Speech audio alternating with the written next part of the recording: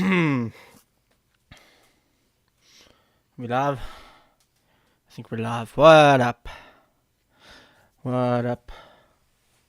Goeiemorgen alles.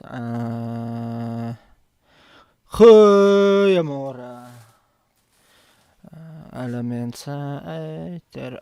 What I wanna see... Who is this Kai? Kai... Knet? Kai Senet? You know, I thought it was... What is that other dude's name? Prime. Kai Prime. Fuck, what was his name? Because he had that other issue like months ago. Like a while back. But now this looks like another... This is that... Wait. This is that dude that freaked out on Destiny. Wait. We gotta see who this dude is. Isn't he this like mad popular Zoomer dude? Kai Knet Senate. I don't even know how to fucking pronounce this guy's name. Is this that freak, that crazy dude that just jumps around in front of his computer and does all... He screams and he shouts and he's like huge on Twitch. Wait.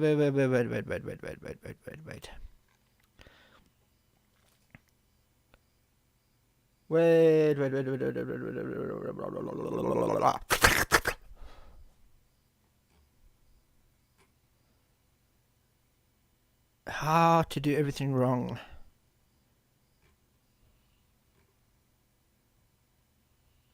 Well, I don't know if it's him.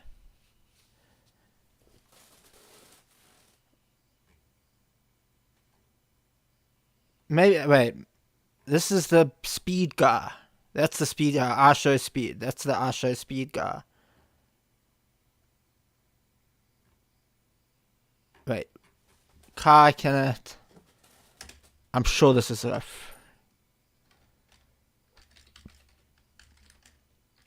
There, responds to Destiny. This must be the guy. It is him.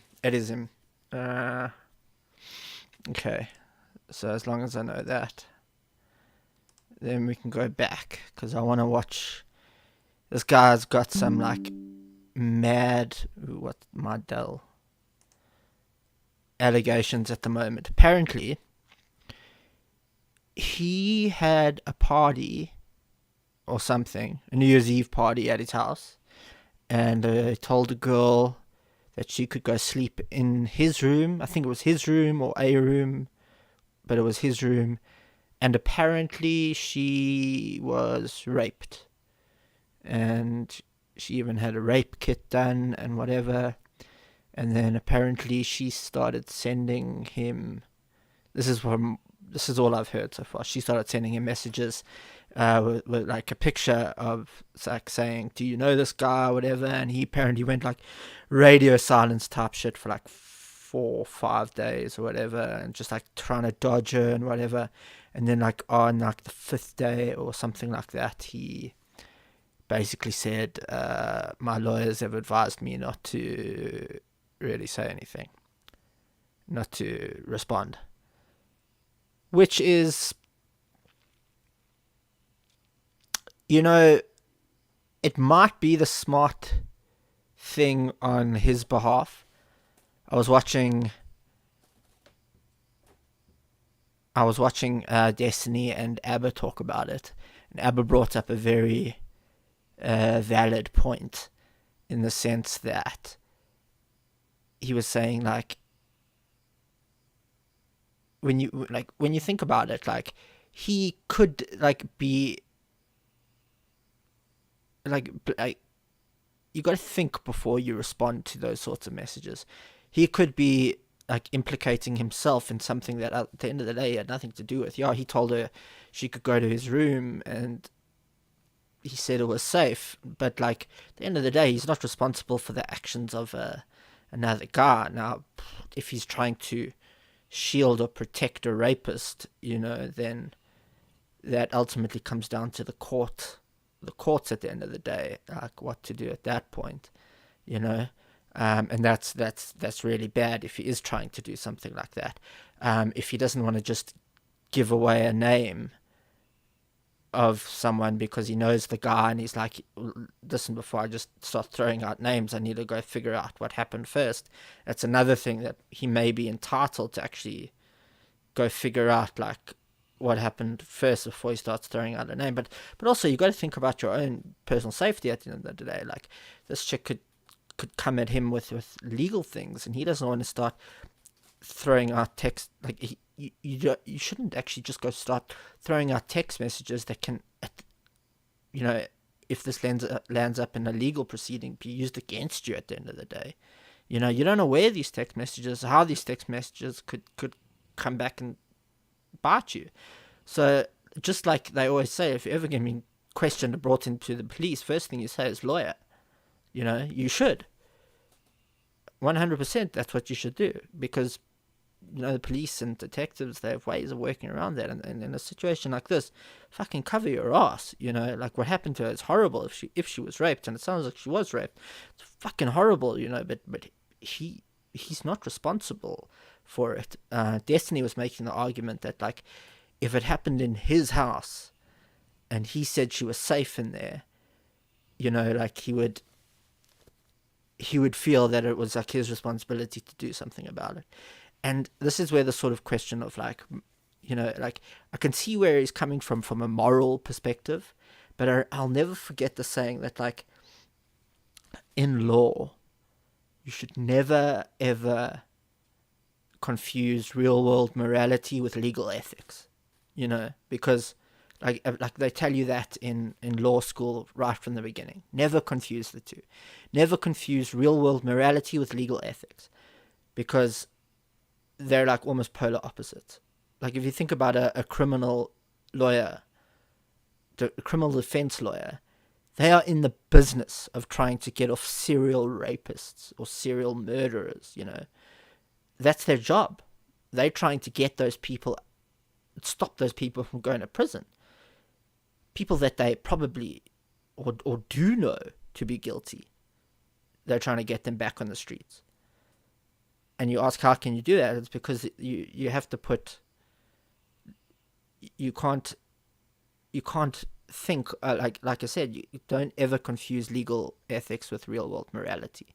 And when it comes to something like that, when it's a legal situation and you've got to think about how this could affect you legally, for a second you have to put the same thing into effect. Don't confuse real world morality with legal ethics.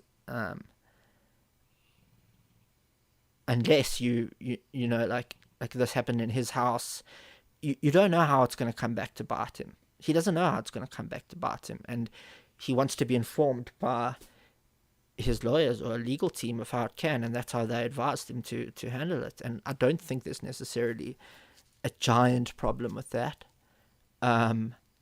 She has a picture of the guy. They'll find him, I assume. Do they particularly need his help to find him? I doubt it. They've got a picture of him. She has a picture of the guy that she thinks or knows did it. Does he need to necessarily be involved in that? I don't know. I think they'll find him. But yeah, so that's just my 2 cents. But I want to watch this, because Destiny's got great takes on this generally. And I want to see what his take is on this, because it says, allegations. This is a mistake. Car.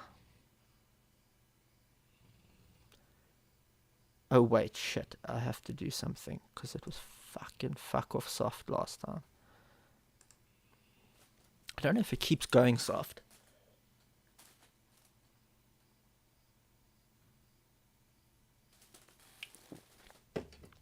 Oh,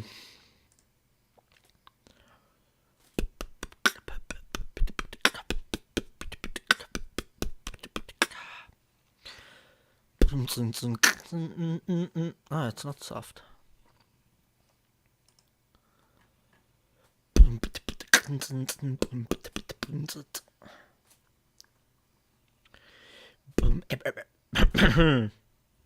Okay, let's give this a bash. He was so confused. Okay, this is a mistake from Kai's perspective. Now it's not just their character on the line. Now it's your character on the line too. Unless. Oh wait, and then I will say this. This is why YouTube streaming. I mean, fuck knows how this will turn out from a streaming perspective, but there's fucking millions of people on Twitch. And then you can't even watch people like Destiny. There's people that are banned. Like, if you want to do a fucking news story about Andrew Tate, you can't. If you want to cover shit on Andrew Tate. And like, I'm not a fucking huge gamer. You know? I don't have a fucking computer that can handle gaming. I mean, I wish I did. I dig to play like mad shit and talk shit while I'm doing it, but I can't. So I just want to cover people, and then then there's someone who's banned off of Twitch, and then they fucking ban you, and then what the fuck are you doing as a result? Don't ask me. I don't know. So yeah, that's sorry for getting emotional. Oh no, that's from fucking 2 months ago. Vorsh is also streaming at the moment. Hey, he's actually got 10,000 people watching him. That is a lot of people. Why has he got more than Destiny? How many people are actually watching Destiny right now? How many? This is a very good tool for everyone watching. I found out about this tool from this girl. I'm not sure if I'm very sure I'm older than her.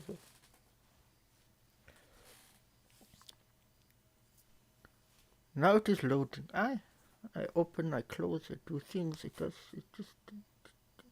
is not the right way.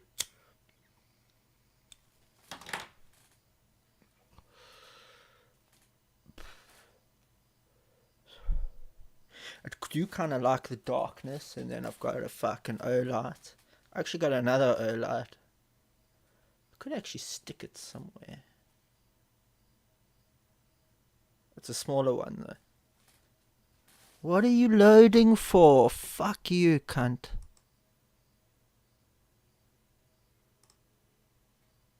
I don't care. Unless Kai knows 100% that his friend didn't do anything, which I don't know if he knows that. Whew, I'd be real careful about this. That's just me though. But maybe he trusts his friend, maybe he knows. I don't know, but damn. If he actually, the day she texts him, he goes to the police like, yo, that's the smartest thing anybody could have done. Now, I don't know if he did it or legal told him to do it, but if he did, she had a friend there. She called an Uber when she was tired. She wasn't going home or doing anything weird with any creepy dudes. Like, she was technically doing everything correct, but then she like slipped up for a second and then... It's not fair. I'm sorry. Is it Kai Cenat? Is that how you pronounce it? I don't... It Kai feels like when I Cenat. pronounce his name wrong, I'm like throwing shade. I'm not trying to. I just... Is it Kai Cenat? I'm Kai Cenat, and these... Kai Cenat. I Kai was invited Cenat. by Kai Cenat. When I decided to leave, he told me I'd be safer upstairs since I was drunk and nobody would bother me. However, after I fell asleep, since I thought I was safe due to there being security and Kai's confirmation, however, I wasn't safe. Jagui Sek walked into the room where I was asleep and brutally raped me to the point where I bled. When I woke up to see him still on top of me, I called him out as a rapist, and he told me that I was in his bed and that's why he did what he did. I was in shock. I called and texted my friend who invited, but I got no answer. I was told by the rapist that he left, which I found out later to be a lie. He told me that we can keep it a secret, pretend nothing happened, but I was already traumatized by then. I asked him if he at least used protection, which he then showed me a dirty condom and said, yes, a skins condom. I don't know what the f that is. Now I have to take medication for a month to make sure I don't catch any STDs. I don't know what that means. As you all know, those condoms only protect you from unwanted pregnancies and not STDs. What? I spent all day crying and processing what happened to me instead of enjoying my vacation in New York. At nighttime, I had dinner reservations, but I went to the emergency room instead as I was still in pain from what happened to me. I described what the person looked like to my friend who had invited me, and he said he didn't know that person. However, after digging for a day and a half, I found the person's Instagram and that they had been friends for years. That's your homie for real, bro. That's why you ain't help me. That's why you ain't go up. You knew what he was doing. Yo, what the f***? I'm literally getting info as we speak. Are you f***ing crazy? I knew what was going on, question mark. This picture is 3 years old. What is going on? I don't know how she knew.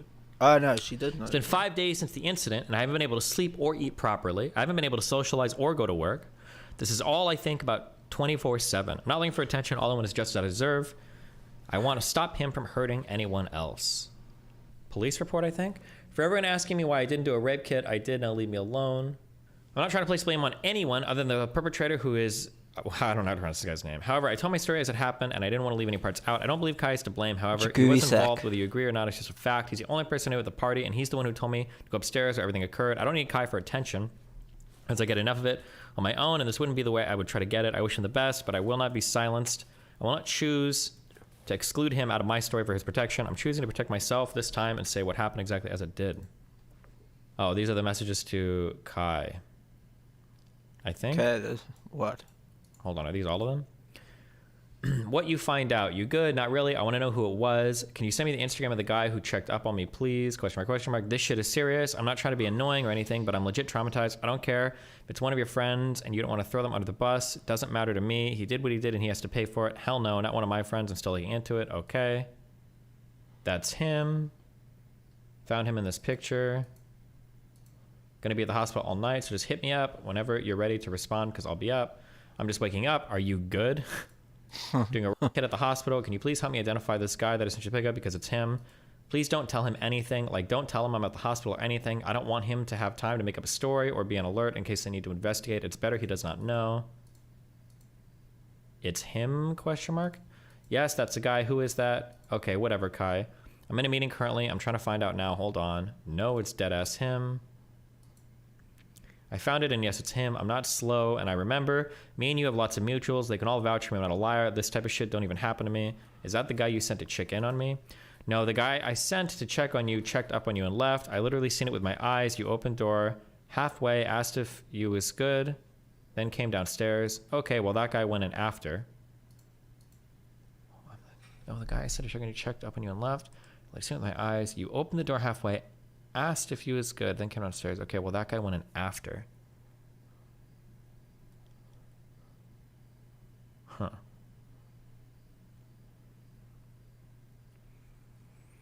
I'm in the same boat as you. I don't know everyone at the party, so you have to bear with me. You're not on the same boat as me. I just had to take mad medication to make sure he ain't give me no STDs. A man who I don't even know and don't find attractive in the slightest. I've been digging through all your friends' pictures to look for this man. It's taken me an entire day and a half. I had plans in New York for the weekend. I had to stop to do this. You could have made the process a whole lot easier, but you didn't help me. That's your friend, and I know I'm not. So you can defend a rapist. I'll handle this. What the f*** are you talking about? I'm so mad right now. You don't even understand. Man. This is sick. I didn't deserve this. What's this loading shit? I want it to stop loading. Stop loading, you stupid fuck. Thank you.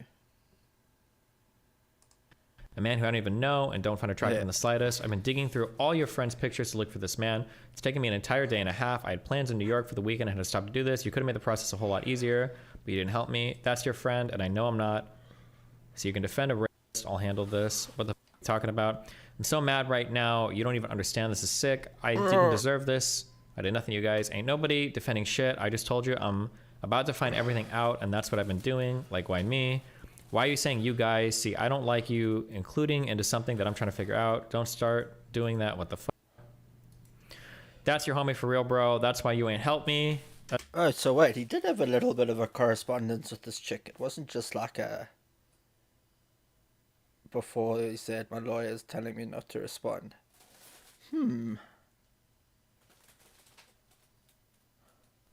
So there was more to it. Yo, what the fuck? I'm like, wait. You good? No, not really. Okay, that's the other shit. Don't start doing that. What the fuck? That's your homie. What does that say? Bro, that's why you ain't helped me. That's why you ain't go up. You knew what he was doing. Yo, what the fuck? I'm literally getting info as we speak. Well, he keeps saying he's getting info.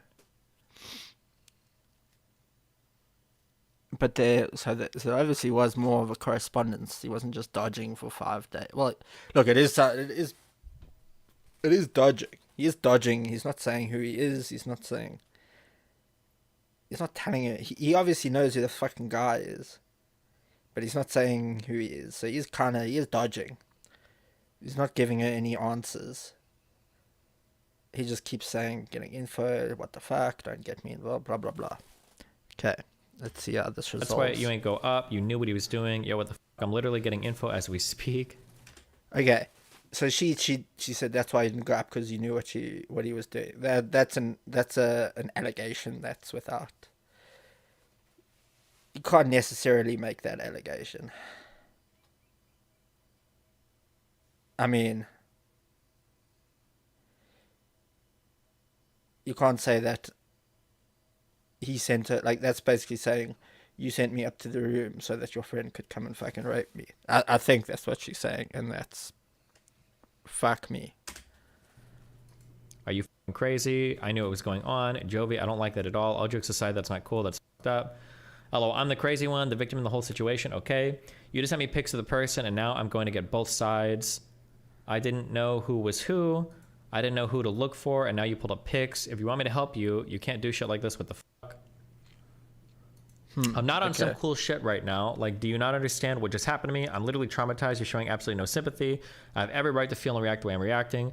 Like, I'm going to give you details so you know how serious it is. Your friend raped me in my ass too, since I've been bleeding ever since. Holy fuck. Jesus. Do you understand how embarrassing and how dirty I feel? And you know what he said when I asked him why he did it, why he did what he did? He said this because I was in his bed. That's the reason why he raped me, because I was asleep in his bed. That's a stupid excuse. Oh, shit.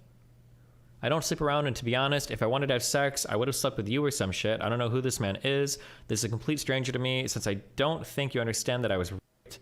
This is not something that was consented. I didn't want him. I never flirted. I didn't do shit to deserve this, but sleep, that's all I did. I gave you a description right away. Then I sent a picture from the party of the photographer, and you just kept ignoring me. You knew me for the description, like, come on, you could have helped me, blah, blah, blah. Okay. Yeah, Sejin sent me, apparently he put together a flow chart of everything. Fucking hell. Kai invited Jovi to New Year's Eve party. Jovi wants to leave, but Kai tells her to stay and sleep upstairs. Mr. Sek allegedly rapes Jovi and takes video of the rape. Wait, is that? I don't know where that got revealed at, but he's got sources down here. Mr. Sek. Kai claims he sent someone to check on Jovi, security. A boy in gray boxers opened the door. Jovi confronts Mr. Sek during/after asking about protection. On January 1st, Jovi sends pictures of Mr. Sek to Kai, asking for help to identify. No response from Kai. Kai claims to go to the police, maybe Legal Team 2. Maybe Kai confronts Sek. On January 2nd, went to the hospital for rape injuries. Jovi asks Kai again for help, no response. Jovi asks Kai not to alert Sek. Kai finally responds to a picture Jovi sends Kai of Sek. It's him, and immediately confronts Mr. Sek. Jovi asks Kai again for help, no response. Jovi asks Kai if the person in the pictures is who Kai sent to check on her. Kai gets defensive about being accused of covering for his friend. Kai reveals to Jovi that he was trying to find out what happened. Kai tries to gaslight Jovi into making her thinking he didn't know who she was accusing after she sent all the pictures on January 2nd, early morning. Jovi goes public on the 5th. Kai responds on the 6th with green light. Wait. This is very complicated. Who is the person that... So he sent up to check on her? This isn't making sense. Kai invited Jovi to New Year's Eve party. Jovi wants to leave, but Kai tells her to stay and sleep upstairs. Mr. Sek allegedly rapes Jovi and takes videotape of the rape. Kai claims he sent someone to check on Jovi security. A boy in grey boxers opened the door.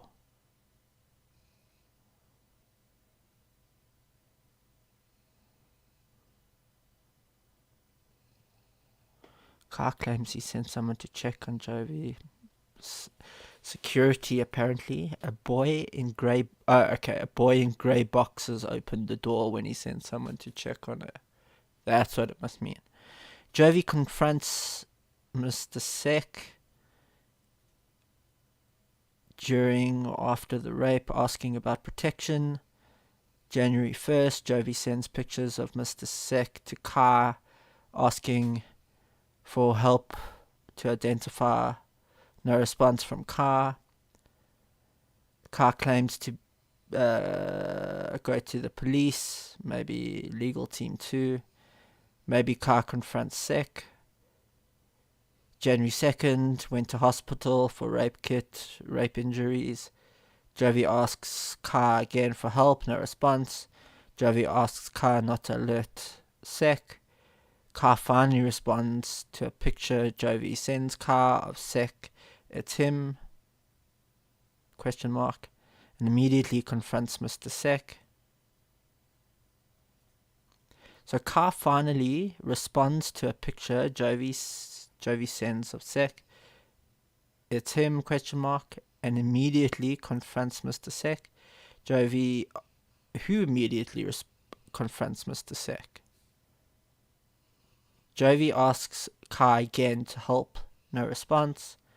Jovi asks car if the person in the pictures is who car sent to check on her.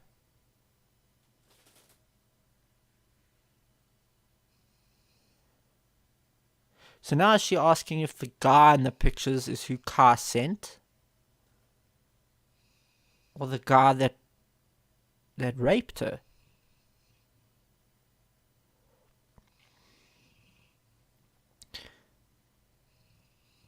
Car gets defensive about being accused of covering for his friend. Car revealed to Jovi that he is trying to find out what happened. Car tries to gaslight Jovi into making her think, well, it says thinking, but making her think he didn't know who she was accusing after he sent all the pictures on Jan 2nd early morning.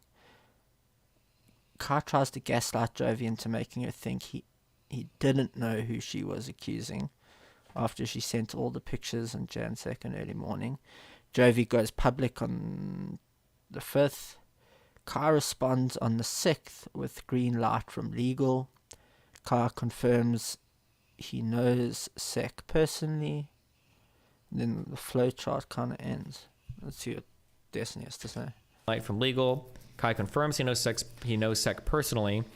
January 2nd, Jovi talks to Kai. Kai gives his team her number. Team tells her he can't talk to her. Kai says he was caught off guard by social media, but Jovi claims she warned him. Kai says he didn't know Sek's name, and that's the only thing he said talked to him about. Kai says his legal team reached out to Jovi explaining he cannot talk to her now. Kai says Jovi on the phone and blah, blah, blah. Okay. Damn. Are we going to try to watch this video? Okay. Hear me? Can y'all hear me? Can y'all hear me? Can y'all hear me? Ah, shut the fuck up. Are we good? Can y'all hear me? Is everything good? Hold on, I gotta mute all alerts. This is not no joke. This is a very serious matter. How's everybody doing today? How y'all doing? Very serious matter today. Yeah, I know. What brought Hold on, what let have me you make got to sure say, my everything's bro? good on my end before everything goes. I'm trying to tell y'all, bro. It's been eating. It was Prime Car. He had shit. Destiny helped him out of massive shit. He was accused of, I don't know, some sexual assault or rape or something that was all bullshit, and Destiny helped him out of that shit because he was really like falsely accused. But I don't know what he's doing at the moment. He used to host panels, but I don't know what Prime's doing at the moment. His name was Prime Car, I think. There's a different like to this entirely. I think he was a lot older. All kinds of shit, my bro. But this like, I don't know. This like's really, really young. It's really bombastic. It's really out there. It's really loud. This like's the definition of a Zoomer. He doesn't really know the ways of life, you know. He hasn't lived in the real world. Doesn't know the way this oak speaks. He's just got a lot of money. You know, the internet's actually bred this type of human being, you know, and it's released that into the world. I really just want to be on the internet so I can talk shit. Try maybe find a way to make enough money to live, you know, to have a a little bit of a realization in life, you know. That's like makes so much. But I've lived, you know, I've lived a really quite a few years in the real world.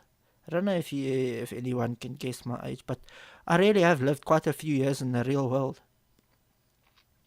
Quite a few I've had. I'm not a youngster anymore. Those years are behind me. You know, when you get to that age where the last thing in the world you want to do on the weekend is go clubbing. You know, you've reached that age, eh? Those years are far behind. The first time I actually went to a club, I was actually thinking about this the other day. The first time I went to a club, I was 14 years old. That's more than half my life ago. Really, it's more than half my life ago. How old am I now? 14, double 4 to 28. Fuck me, it's really way more than half my life ago. Yes. It's half my life plus 6. Fucking hell. Fuck me. That's like, I don't know what his story is. I know he makes a lot. He really pulls in the money though. He's got all this money, really no sense.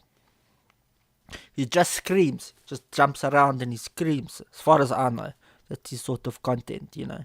Really doesn't say anything of real value. Me alive, and I feel so good right now that I got to be able. He feels good. Someone was just raped in his house, apparently in his bed. I don't know. Could have been in his bed. Someone was raped. He's feeling fucking awesome, though. Apparently. To say something. To be able to say something. You feel what I'm saying? How y'all doing? You feel me? I need everybody to get in here. Take it off sub only. Everybody is welcome in the chat. Everybody's free. Everybody. I don't want it to make it look like nothing is being. Everybody, take it off sub only. Let everybody be able to comment. How are you guys doing? This is fucking say something, bro. Make sure everybody come in. Everybody gotta come in. Okay, fucking you just said it. Shut up. I need everybody. Let them in. Fucking talk. Praat. I'm gonna explain everything. For those who's confused, I gotta explain everything. I'm gonna go ahead and y'all deserve. Bro, it's crazy because y'all gonna finally see. I feel relieved, bro. I feel relieved. I feel like I can be able to, you know, talk whatever I gotta talk about. Okay? I'm in the UK right now. My whole trip is canceled. Like everything. I had to stop. What's up, lead attorney? This is very important. I don't play with this. I've recorded some things. I still don't know if I want to record out here. I put everything aside. I said, yo, let me handle this. I'm in a whole different country right now. It is currently 1 a.m. I am tired as shit. I don't give a fuck. Want to know why? Because this is very important. This has to be addressed. This is nothing to play with. Okay? True. Let me see. So, if you guys catch me looking at my phone, I want to show you guys off rip that I have multiple points that I went over and that I have to cover. Okay? Oh my lips is dry as hell. Hold on, my lips is dry as hell. How you doing? If anybody's ever really read if anybody's ever watched those police interrogation videos, you know, you'll notice that when someone is getting really stressed or being deceptive, a lot of the time one of the cues is they will get thirsty and their mouth gets dry, so they can start to cough, or they'll want to take a drink of water or something like that. So his lips I'm not saying that I'm an expert, but it is a little bit of could be a little bit of a tell, you know. He's moving, I don't know, he moves around a lot all the time, and he's always this really loud fucking, I don't know, he is who he is, but it's just a little bit interesting, because I watch a lot of those, you know, interrogation videos, and they all say the same thing. Where's my shit? I just lost my Blistex, fam? How? you scared? Hell no, I'm not scared of what? I'm highly confident. That's not what we're here to talk about, okay? Okay, so let me know when y'all ready. Let me know when y'all ready. Let me know when y'all ready. Let me know when y'all ready. I gotta make sure. I know everybody's watching. I know there's every blog watching right now. I know everybody got their little conclusions right now. I know everybody got a thoughts. I feel amazing. I feel great. I feel like I finally can talk, okay? All right, so let's begin. I have points here to refer to, so I don't want y'all to think that shit is like, you know, on some like, oh, he's reading off a line. No, okay? Let me go ahead and say something real quick. Very important. I do not, under any circumstances, condone any sexual activity without consent. I don't condone none of that. That shit is whack. I don't even play with the R word. I can't say it on Twitch, therefore, because it's TOS. I do not play. You weren't wrong about this intro? No. Oh, no. He hasn't even started yet with what I complained about. You don't have no idea. We haven't even gotten to that yet. Jesus. With that. That is not something We're I'll starting play to, with. though. In any. Also, yes, please, L in the chat, guys. L is a big L, okay? I just want to reiterate. I want to go on the record saying once again, I am very anti here, super anti. This is an L stream, okay? We don't do that shit here either, okay? Or support it, guys. Way, shape, or form, that shit is corny. I'm gonna say it one more time. I do not condone none of that. I do not allow any of that. It's very serious, bro. This topic is the most serious I've probably ever been in my life.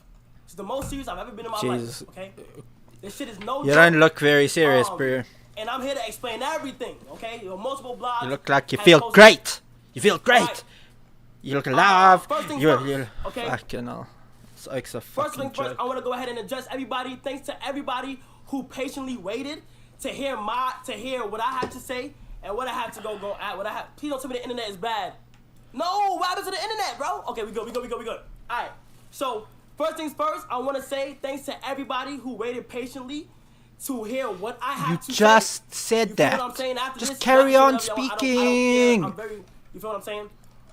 First things first, okay? Let me go ahead and say something. Just say it.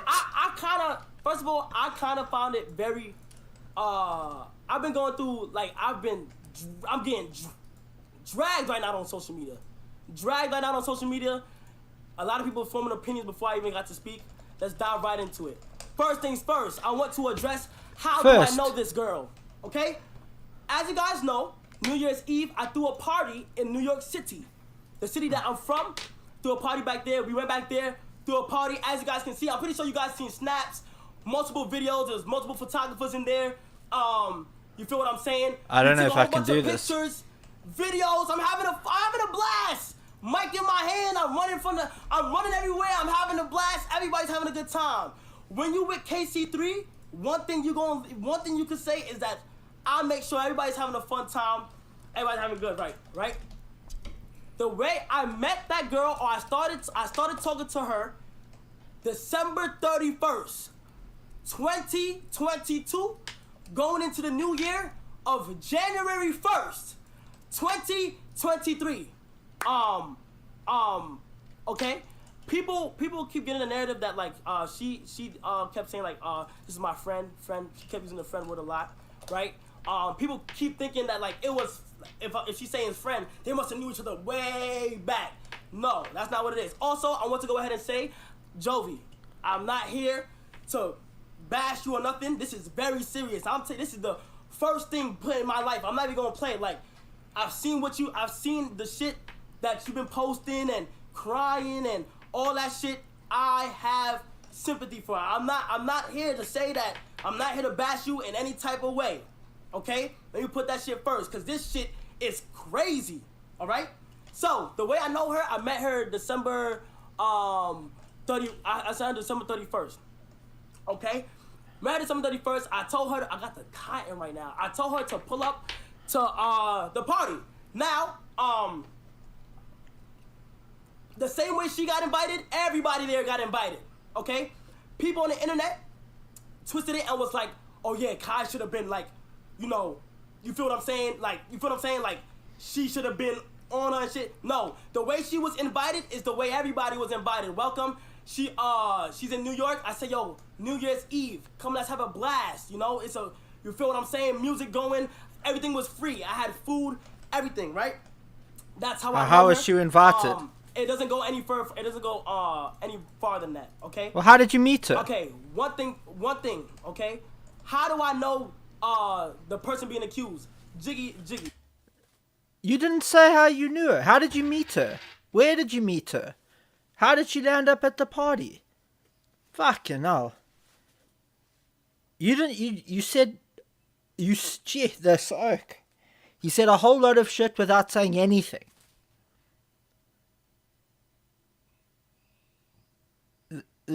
This is gonna be the end of me.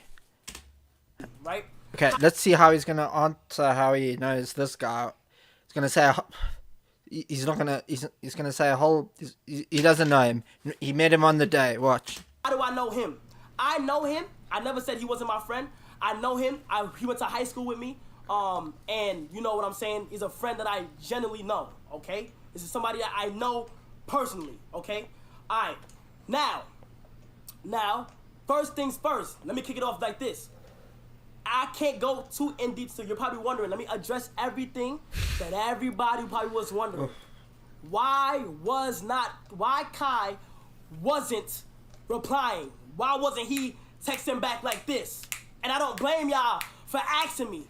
Why wasn't Kai texting back like this? Why wasn't he helping? Because screenshots came in. As soon as this was brought to my attention, chat, I didn't go nowhere else. When this shit was brought to my attention, I didn't go nowhere else but the police. Instantly. I went to my legal team. I went to the police. I'm not being around. This is a serious topic. Let's go to the police. Let's figure this out. You feel what I'm saying? And why didn't you tell her? Yo, you need, he didn't help you, this, that, and the third. Bro, I went to the police instantly. My legal team, the reason why I did not reply is because my legal team told me, Kai, do not text anyone. Do not do not talk about the situation to anybody. Keep it to yourself. That's why I'm so relieved that I got the green light today to talk about stuff. Okay? And then again, you feel what I'm saying? Why did he not tell her that he was going to the police? She's the victim. She should be the one reporting the rape. Should she not? The police would also have to get in contact with her because she was the victim of the rape. So surely she would know. I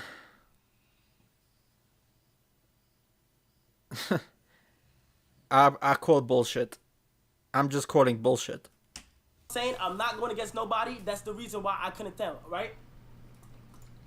My team legally told me, Kai, don't say nothing. Okay? They legally told you. They legally told you, Kai, don't say nothing. What words are you using, you fuck? Jovi. First things first, Jovi. I understand everything that's going on right now. I'm here to help to see what the fuck happened. I've been accused of this being set up, and I knew what was going on. Negative. That's disgusting. Negative. I don't agree with that accusation. That's the reason why I'm kind of mad, because I've been accused that I knew everything that was happening at the time. Negative. Okay? I don't know shit that went down that night. I wasn't there. Okay? I wasn't physically there. Okay? Jovi, although my team contacted you and said that Kai is not able to talk at this time. Okay? When? When exactly was this? How many days later? How many days after you contacted the police did they contact her and tell her that? You see, this is where I call bullshit. Said, when did your team contact Jovi and say, Jovi, Kai isn't able to contact you right now? Because if you went straight to the police should have gone straight to her and said, we have a report that you were in the victim of a rape, and we need your we need to take a statement so we can find the rapist.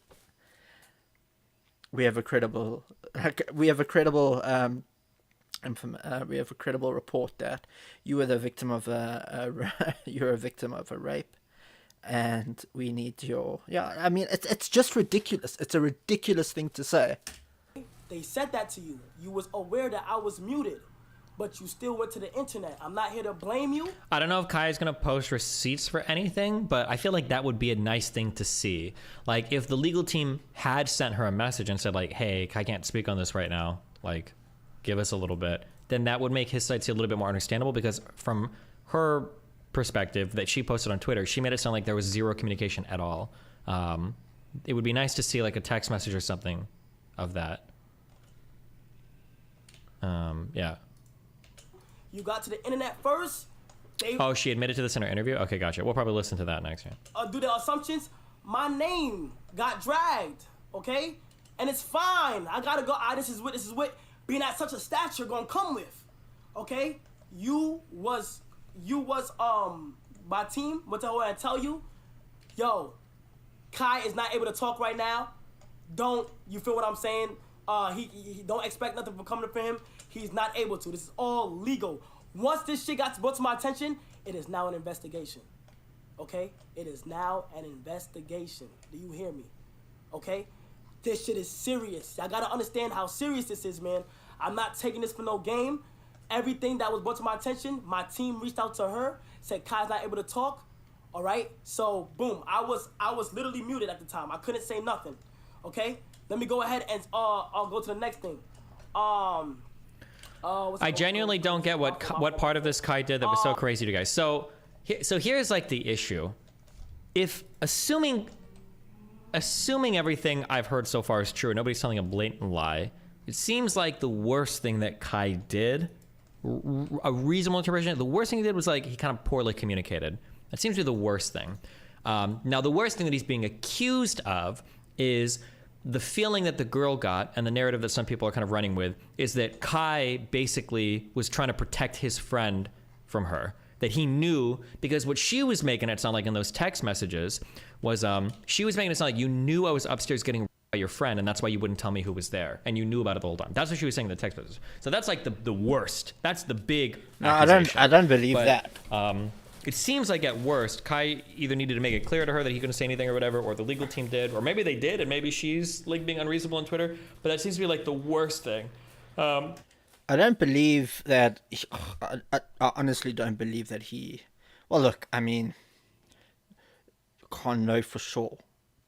You can't know anything for sure. I don't know this guy I can never watch his content other than him flipping his lid at Destiny for like a 20-second thing, a 10-second thing that Destiny said about it. But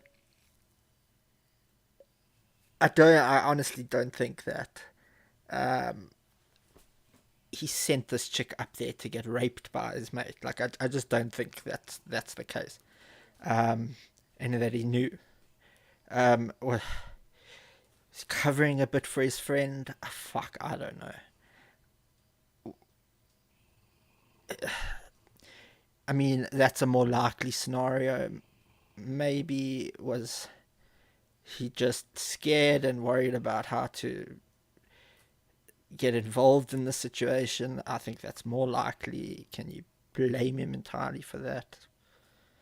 No, I don't think.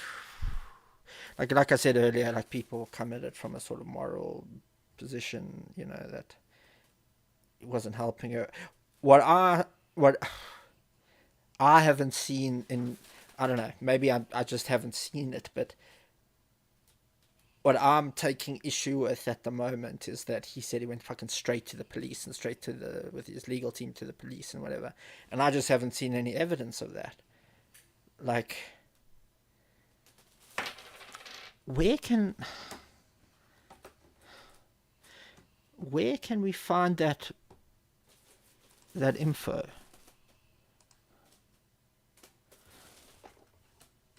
Let's see. did.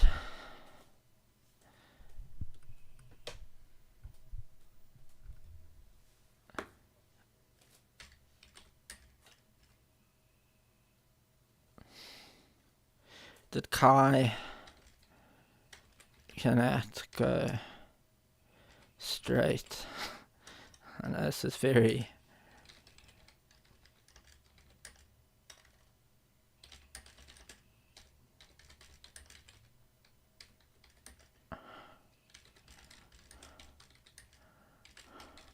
this is very straightforward. Sometimes you gotta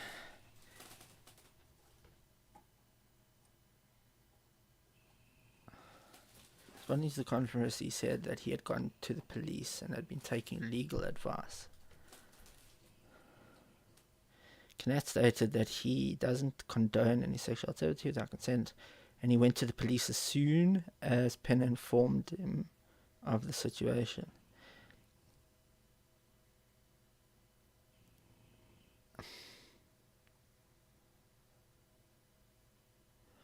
Yeah, but I want to know if he did. Sports Keeda. What are all these fucking publications? London meet and greet cancelled amidst recent. What are all these fucking publications? Fucking hell. I suppose you know. Facing rape accusation. Social media star Kai Knatt has spoken out for the first time since Jovi Penner claimed his associate Jigui Sek raped her. Okay, I want to know if he did go straight to the police and when that was. On January 7th, Twitch streamer Kai Knatt finally responded to the sexual assault allegations made by Twitter user Jovi Penner against the former's purported friend, responding to the controversy. He said that he had gone to the police and had been taking legal advice. For those unaware, Jovi took to her socials to make a series of tweets where he said that he had gone to the police and had been taking legal advice. The reason he hadn't actively responded to the victim's text was due to the fact that he was taking legal advice. Day after the accusatory statements made by Jovi Penner, Kai Knatt opened up about his side of the story in his latest stream. Many fingers were raised against him after the victim revealed that Kai hadn't been providing assistance in the matter addressing the charges. The streamer said, "As soon as it was brought to my attention, I didn't go nowhere else but the police. I went to my legal team." Yeah, we just heard that. But so why didn't the police then reach out to her? Why didn't the police then reach out, fucking track down the rapist? Why was nothing done by the police? We have no indication that the police did anything. They didn't reach out to Jovi. They didn't. Why haven't the police? I just don't. I don't believe it. As soon as it was brought to your attention, you had a whole fucking correspondence with her about going back and forth with this guy and everything and all of that. She brought it to your attention. I don't know how many days that was over.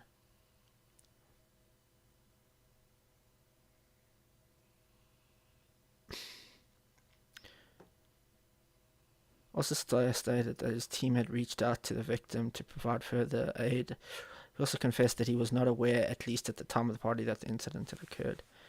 At the 11:53 mark in the stream, he said that he had offered Jovi help during their first phone call after he stated, "We'll help you, I got you." Around the 14-minute mark, he also urged his fans not to harass Jovi until facts are proven. He also clarified that he had no intention of addressing this topic over a live stream since it is being investigated by authorities. Well, it probably is now that it's fucking public and all over social media. She's probably, she had a whole rape kit done, and of course Kai Knatt reiterated that his team has been communicating with the victim's entourage regarding the details of the party as well as any additional information required. He also revealed that he is willing to put aside any streaming plans in the upcoming weeks until the matter is resolved. Later in the stream, he also added that he is willing to take all the heat, he asserted. I'm telling you.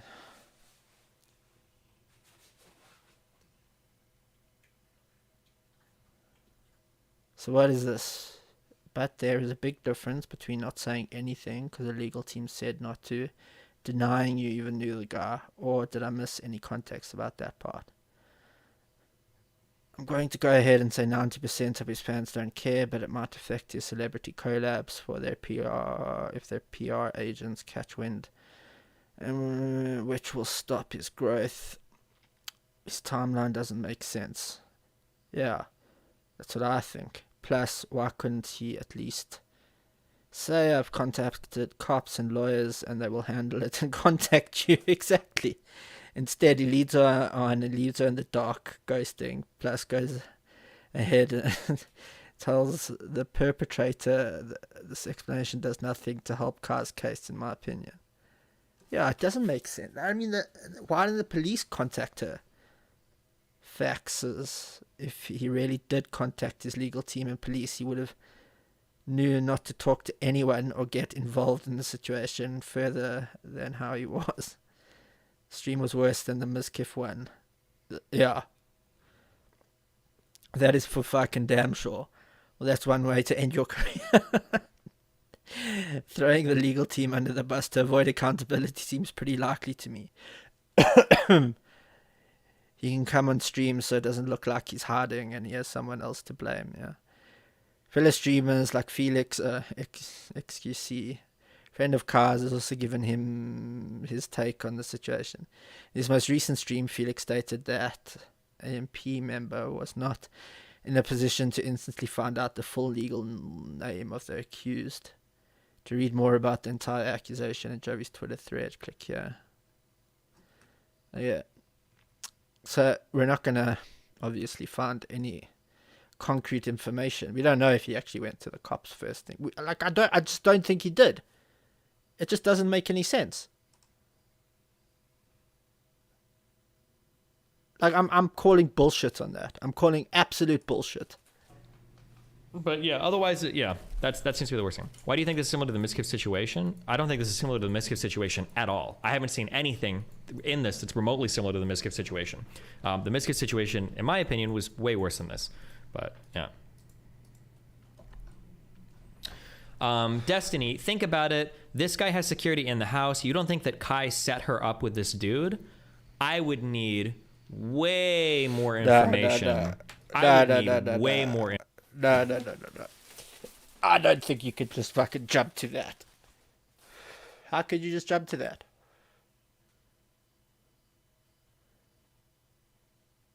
Plus, it's a fucking New Year's Eve party. People running around drunk. He's running around drunk. Maybe this... I don't know who this guy is. I mean, fucking hell. I don't know. You can't just jump to fucking conclusions like that. I mean, that's a really hectic accusation, and it's made on a fucking zero basis.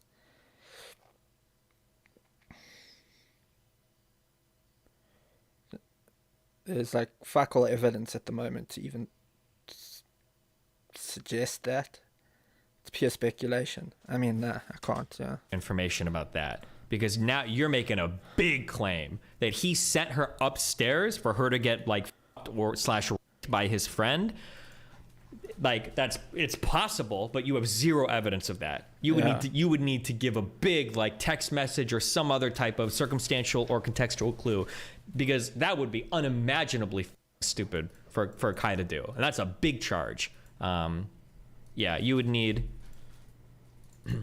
Destiny, to be fair, the Mizkif situation, she was asleep and just got groped. This girl got literally raped. No, hold on. The difference between this and the Mizkif situation is that Mizkif knew, and is essentially they knew about it essentially and were essentially covering it up. The act was not as bad, but the Mizkif situation, they knew about it, and they were essentially trying to cover it up. They even sent people to, what was her name? Adriana Lee, I think, to try and dumb it down so as to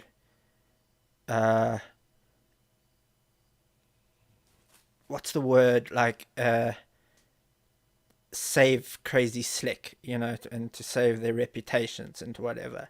That was the difference between this and Mizkif. You know, that he knew about it, and he was saying that it wasn't sexual assault. And they were trying to. They knew about what he did, and were they trying to, what is cover up the right word, or yeah, I suppose cover it up. I don't know. That Destiny will say it better than I can, but that was basically it. Mizkif's situation was worse for Mizkif than this Kai situation is for Kai.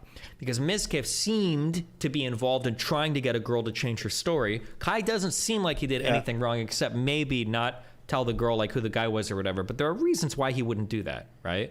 I'm not saying that what happened to the girl was worse in the Mizkif situation than what happened to the girl in the Kai situation. I'm talking about the response from the streamers, from Kai or from Mizkif, is what I'm saying. Well, the response from the streamers. The act in this one is definitely worse. What happened to the, like, objectively being forcefully raped is objectively worse than being groped. I think most people can accept that. Both are invasions of one's, both are invasions and sexual harassment. But I think most people will agree that being forcefully raped to the point where, like, the woman is bleeding and, I mean, has to have a rape kit and is in pain is worse than some creepy fucking drunk dude, you know, copping a feel while you're asleep. I mean, both can be that can be extremely violating and extremely whatever, and the aftermath of that, of people coming to then like try gaslight you and say it wasn't so bad and try and make you change your story. I mean, that can it was definitely bad. I'm not saying it wasn't, but so I think we can agree though that the act of what happened in this Kai Connect situation was bad, but Destiny's saying that the response, how Mizkif responded to it was worse, because how they responded to it was to try and cover it up. How he's responding to it happened within a couple of days. There's still confusion, I suppose, as to what exactly went down. We don't know exactly what went down. I'm calling bullshit on him going straight to the police, but I think he was trying to really cover his own ass, not really trying to cover anything up, which is the lesser of the two evils. You know, it's definitely better than what Mizkif did, in my opinion. You can't get confused by the actual. You can't blame him for what the actual act was, because he had nothing to do with it, and I don't actually think he was trying to shield anybody from it. I think he was just trying to shield himself, you know, which is theoretically what's going on. I just call bullshit. I just think he's lying about going straight to the police with his legal team. I mean, it doesn't make sense. He was still contacting her. And then why didn't the police go to her and go and get a statement from her? I mean, it's just that doesn't make sense. I think he's lying about that to make himself look better. I don't think that's the truth. But other than that, I mean, yeah, I agree that the Mizkif thing was worse. It was definitely a worse act on the part of Mizkif and the rest of them. I just ain't know, man. Her side of the story, okay? Let me go ahead and say this shit real quick. She called me the next day, right? Crying, bawling her eyes out. I'm talking about legit crying, gang. Wait, reasons like protecting his friend? It could be a variety of reasons. I think Abba's point earlier was salient. Let's say some girl says that she got raped and she comes downstairs and she's like, yo, who's this guy? And she's like giving pictures of like Dan or like Mr. Mooten or a friend of mine. I'm not about to be like, oh, that's Mr. Mooten. He might have been the one that raped you. Like, of course, I'm going to be a little bit more careful in that conversation. I'm going to try to figure out more what's going on. Because if she has no fucking idea and she's just sending random pictures of people because she's looking for somebody to accuse, I'm not about to throw my friend to the fucking wolves if I have no idea if I don't have any more context or any idea of what's going on. I think it's reasonable to pump the brakes there a little bit and be like, okay, well, hold on. Like, let me just see like what's going on. Now, this is just one potential story, right? It could be the case also that Kai knew and was trying to run defense for his friend, right? That could be the case. But you need evidence of that, guys. We can put together like 5 or 6 different stories based on what we've heard so far. You just don't know. That's what I'm saying. You need evidence to make these fucking claims, right? You need evidence. Yeah. What could come out that would even prove that? A ton of stuff could come out. Let's say there's some sort of actual investigation. Well, let's say there's text. Like, I mean, if there is an investigation, if they do find the most likely potential suspect, and they go into, they start taking cell phone records, text message records, WhatsApp records, that sort of thing, and there's a back and forth between Kai and the guy saying it's major heat on you, they know it was you, fucking shit like that. That will prove that he did know and he was running defense, and he said, like, conversations like that. That will be the sort of evidence in an investigation that shows that he did know and he was complicit in trying to run defense or shit like that. Not that he knew that his friend was doing it at the time, but that he knew that his friend did it and he didn't come forward about it, shit like that.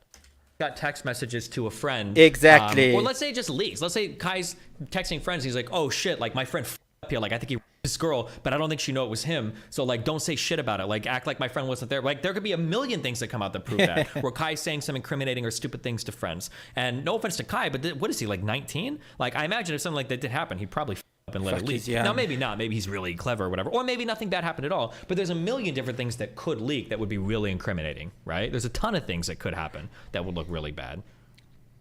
Your phone is your worst enemy in these situations. And automatically, this is why I don't really blame the internet for reacting to how they reacted to, because automatically, I instantly... Destiny, he comes off as super unsympathetic, though. I mean, like, you have to be really careful with the sympathies, Like, you got to be really careful with the sympathies. You just have to be careful, right? Like, if somebody's at my house and they're saying, like, bro, I think I got by Mr. Mooten, and I'm like, yeah, damn, I feel really bad for you. Like, that's horrible. Like, I don't know, does that sound like I'm saying he did it? Especially if they come at me accusing me of, like, you knew Lucas was raping me. You knew he was me. Like, I'm sorry if it sounds cold, but like, my first instinct isn't going to be sympathy there. My first instinct is going to be like, defending, well, not defending my friend, but my first instinct is going to be being defensive, right? Hold on, wait, whoa, what do you mean I knew you were getting raped? What? Like, I'm not going to be like, oh, that's so horrible. I'm going to be like, why are you accusing me of shit? I didn't know what happened, right? That's a very human response. That's to be expected, right? That's to be expected. That's super, yeah. Do you think it's fair that Kai confronted his friend after the woman said not to? The king of like logic and rationality. He is just the king of it. If he did, after she said everyone no, just listen to Destiny. That's a really hard one. I'm leaning towards he probably shouldn't have. I'm leaning towards that. But I mean, like, it's his friend. That's kind of like when here's like a thing in life. If you tell somebody a secret and you're like, don't tell anybody, not even your husband or your wife or your boyfriend or girlfriend, you're a fucking idiot. They're always going to tell their partner. Anything you tell a husband or a wife, the other person is going to hear about. Anything you tell a boyfriend, girlfriend, or they've been dating for a while, the other person, that's just always going to happen, right? I don't know if I'm saying that it's like fair, but like if you go up to a guy and you're like, bro, I think your friend raped me, but don't tell him that I know this. I'm about to end this motherfucker's life. Like, he's probably going to tell his friend. That's going to happen almost every time. It would require an inhuman amount of like saintly, like moral fortitude, I think, to not say anything on that. Now, something just occurred to me. What the fuck is going on where at these sort of high profile parties, oaks are just going around and fucking raping women or groping women or doing this weird sort of shit. Like, what the fuck is going on?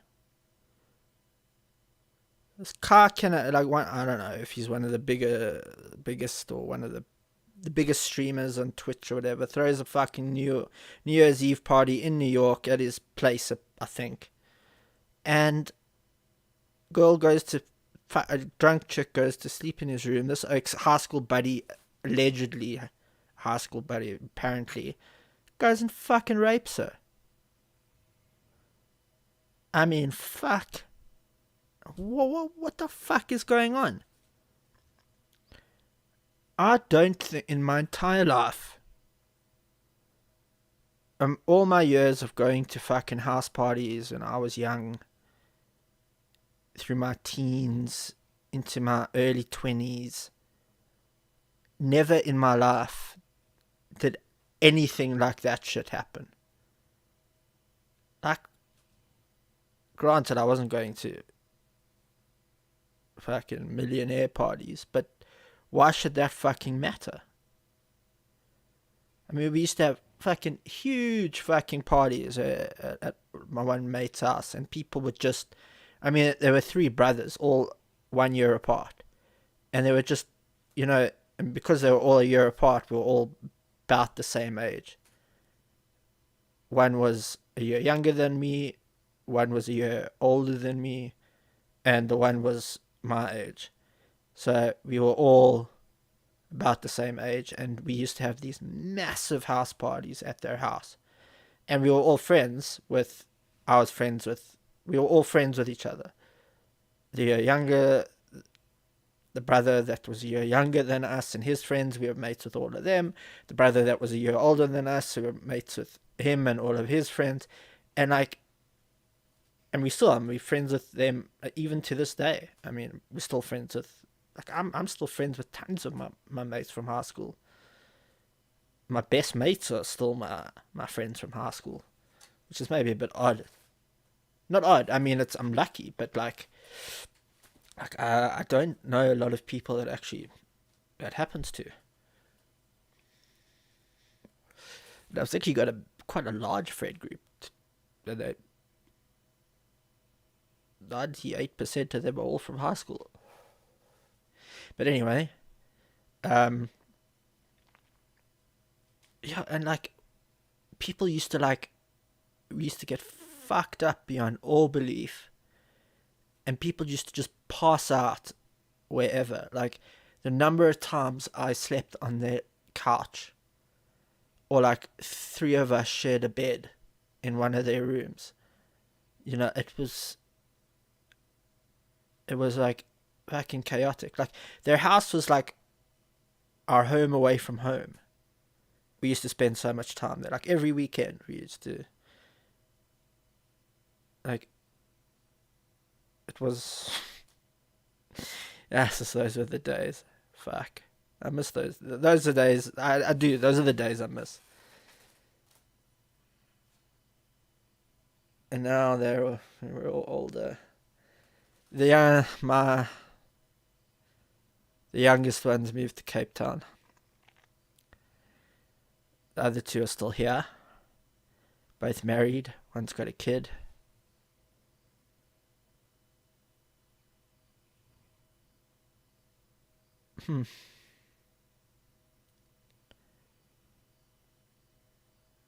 Youngest ones, no, I'm not going to give any of their names, so you can all trump on that shit for a little while. But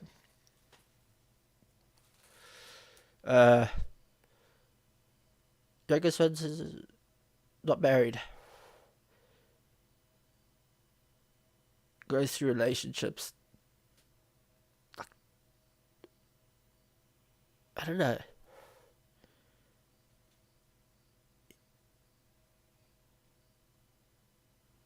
I don't know how to describe the relationships he goes through. It's very into them, and then he doesn't want them anymore, and then he.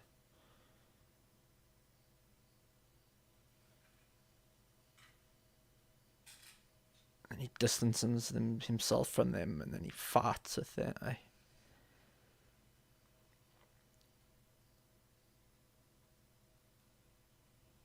I don't know. I'm not great at the relationship game either, to be honest with you. Don't dig it. The last two nearly ruined me.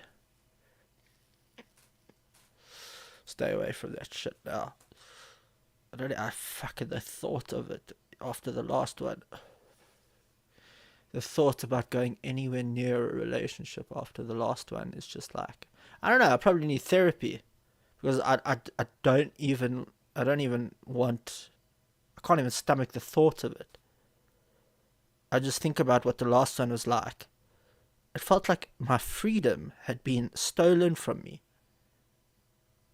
It was horrendous. And now that and when I ended it finally, it felt like I was free again. And I can't go back to that. I can't, I don't want to risk it. I can't. I don't want to get married. I don't even want, fuck it, no. And everyone keeps saying, yeah, you'll find the right one, I don't even want to look. I don't even want to look for the right one. I don't want to fucking risk it. Because I can't go through that shit again. I don't know, has anyone felt that way before? Has anyone gone through that shit before? The one before that was also like the fuck. We weren't living together. But still. You see them when you're the type of person that, values their own space their own time, their own little bit to decompress,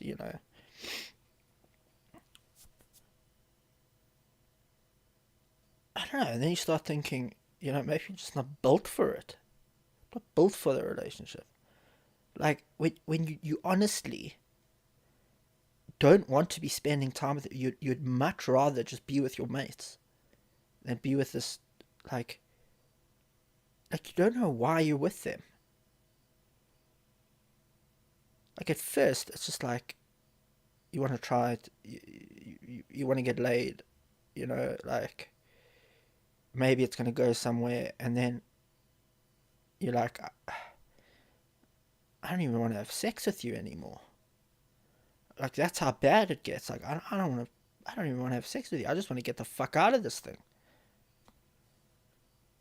It's just such a fucking nightmare.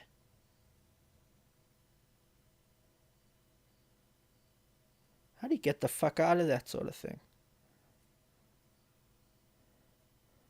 I don't know. I don't feel like watching this anymore.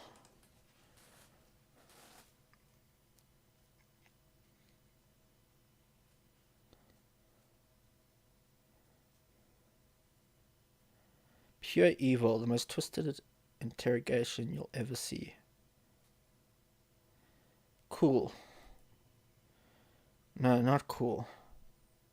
Low tier God talks about YouTube ban on overcoming suicidal thoughts. Who hasn't had suicidal thoughts? Hey, there's me. How not to stream? I wonder if anyone's even...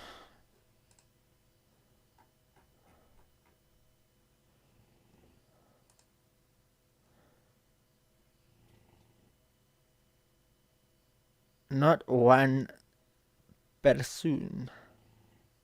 Doesn't matter. It does not matter, not even one little bit. You know what? So I'm just talking to the ether. The ether.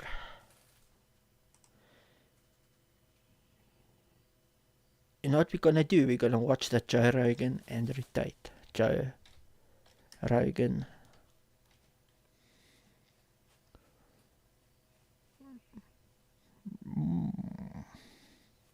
You'll just have to imagine Joe Rogan.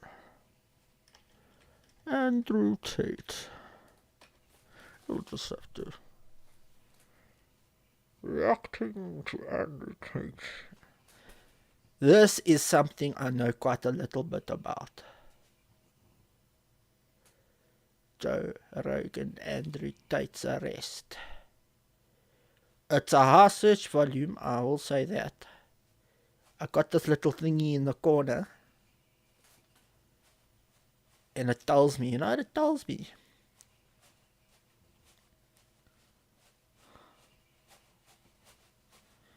It tells me all kinds of things, keyword things. So let's watch. Because I know he's not going to have a very good... Joe Rogan, what is your reaction going to be about Andrew Tate? Joe Rogan reacting to Andrew Tate's arrest. You see, Andrew Tate... Okay, we're just going to get into it. So this is Joe Rogan reacting to Andrew Tate's arrest.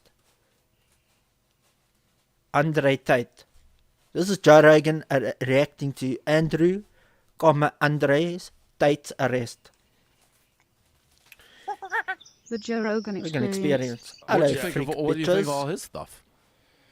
Use this sake. I don't know what's happening, right? Like, what really happened, and why is Romania going after him? Are they being pressured by someone else to do this? Like, what is the reason why they're doing it, and what do they have on him? I don't know. Yeah, well, that to me is the right answer. Well, Nobody knows. A lot of people are acting like they know. If you go read it, Well, they want him, which is crazy. They want him to go down, and they want him. He represents something. He represents toxic masculinity. He is sort of toxic. Romanian he says authorities, crazy stuff. They seize his car collection as investigation continues. The one thing I don't get about this, well, I do get, I understand. People are actually want the charges to be true, which is crazy because that would mean a lot of bad shit to happen to a lot of bad people. Yeah, I would rather the charges. Well, let's be real. Let's be honest for a couple of seconds here. They want the charges to be real. But whether the charges are real or not, it's happened. Like, at this point, they don't want the charges to be real so that people will have suffered. They just want the charges to be real because they hate Andrew Tate.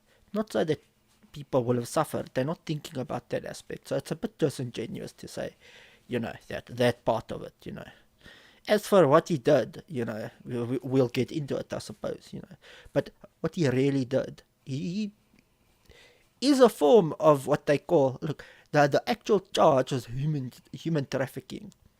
I don't know if human trafficking and sex trafficking goes down as the same charge. I know a lot of people have been calling it sex trafficking over and over and over. So maybe human trafficking and sex trafficking is the same charge. I do know there was also another one of the charges. Yeah, I'll show you. I'll show you. Let's be sure of what we're talking about before we actually getting so involved in it that we're getting lost in our thoughts. Just a little fill up.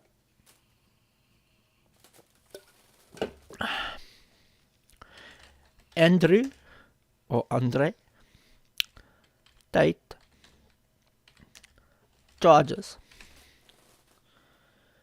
The Tate brothers. Oh yeah, it's his little. I don't know if it's a little butty or his groot butty. His big brother, his little brother. I'm not sure. The Tate brothers have been under criminal investigation in Romania since April last year. Yeah, that's true. On 29th of December, charges of human trafficking, rape, and forming an organized crime. So it's human trafficking, rape, and forming an organized crime group. So there's 3, and I'm not sure. I don't know if it's formed under this one, but I know there might have been an additional charges of probably fraud and possibly tax evasion. They might have been lobbied under this one right here, though. under the organized crime group. Because I know people have also, they've been talking about this. Andrew Tate brother charged in Romania with human trafficking. His brother, Andrei Tate's brother, charged in Romania with human trafficking. Andrei Tate held for, we know. So the people are forgetting that there is this charge of rape as well. I don't know where this charge come from. Obviously, there is someone who's come forward and said that there is one of them is raped. One of them is raped. I don't know who. I don't know which one. Because they say the Tate brothers. Maybe both of them. Who knows? Anything's possible, eh? Especially when it comes down to these two. Really, eh? Does really not, eh? Who knows? The arrest of misogynist influencer Andrew Tate. So like I was saying, it's human trafficking, rape, and forming an organized crime group. Okay. Wrong one. Let's carry on. So those are the essentially the three charges. Be incorrect.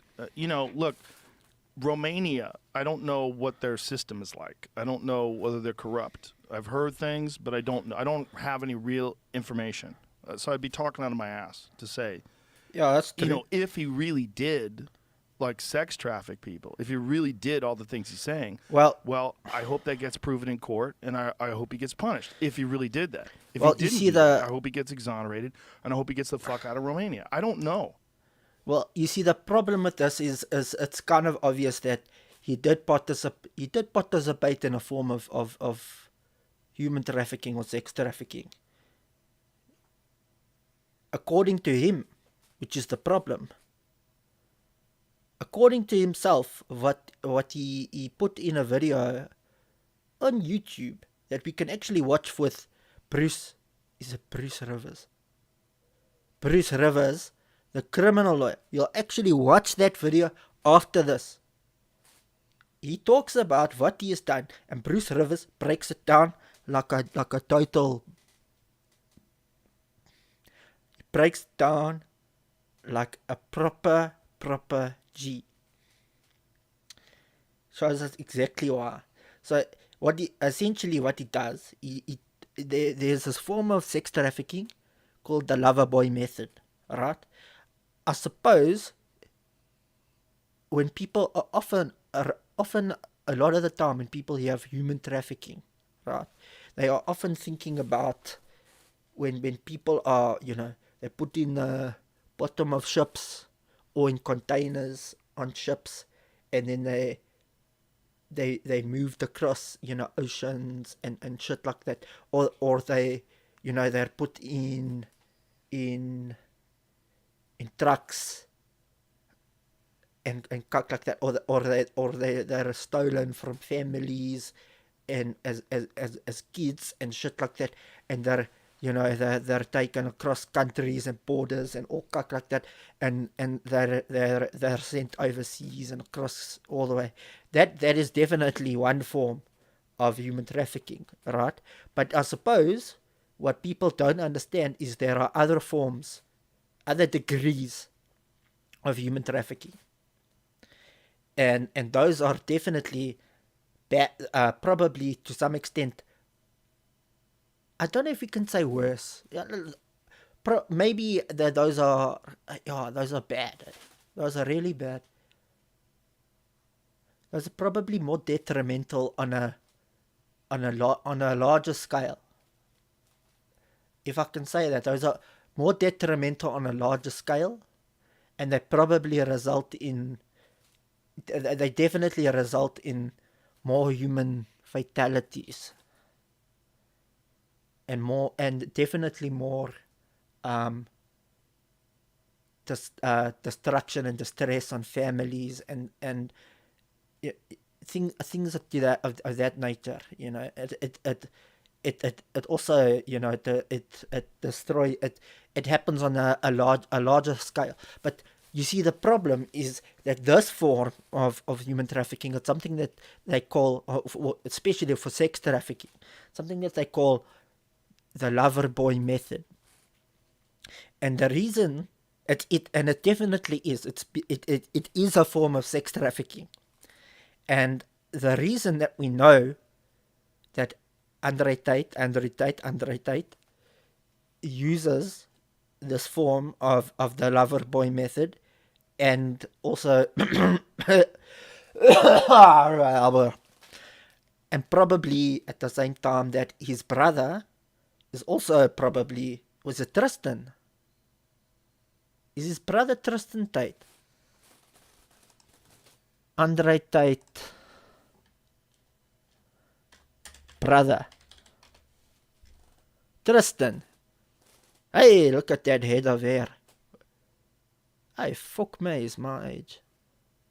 How old is Andre?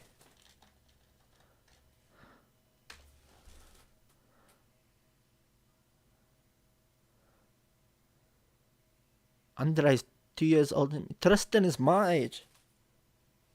Fuck me. No, he's in Chucky. He's in jail. He's in the Chucky for fucking sex trafficking. Yeah, you see where the Red Bull gets you, eh? You think you're breaking out of the Matrix. You're fucking breaking right into it. Okay, so yeah. So the reason that we know that that Andrew Tate here and his brother Trist is probably that probably his brother Trist has also done this lover boy method, and it's because Andre in a I think it was a YouTube video. It might still even be up. It probably is taken down by now. But our friend Bruce Rivers, the criminal lawyer that we can watch, he has, I think, even if the video itself is taken down by now, he has the video. And in this video, Andre Tate details every little step of the way of how he started his webcam business with women. You know, where the erotic webcam business with women. And how he gets these women, he talks to these women online, gets these women to ultimately fall in love with him or want a relationship with him. These women from places that are, you know, overseas in other countries and whatever. And then he gets them to come to where he is, probably in Romania. I think it was in Romania. And then when they're in Romania, he gets, for example, gets one of his top girls to come with him to a dinner with this other girl, and then he gets this girl because it is easier to hear from a girl, essentially, which is the logic. Gets this girl to convince this new girl to come and work as a webcam model in this business, right? And this is what is called the lover boy method. So he gets a girl that has no prior history in adult entertainment, gets them to come there under the premise of being of starting a relationship with him, when he has no intention of starting a relationship with her. For he is the intention the whole time of getting her to come and work in his webcam business. She thinks she's coming for a relationship. There is no relationship. Then he gets one of his girls to convince her.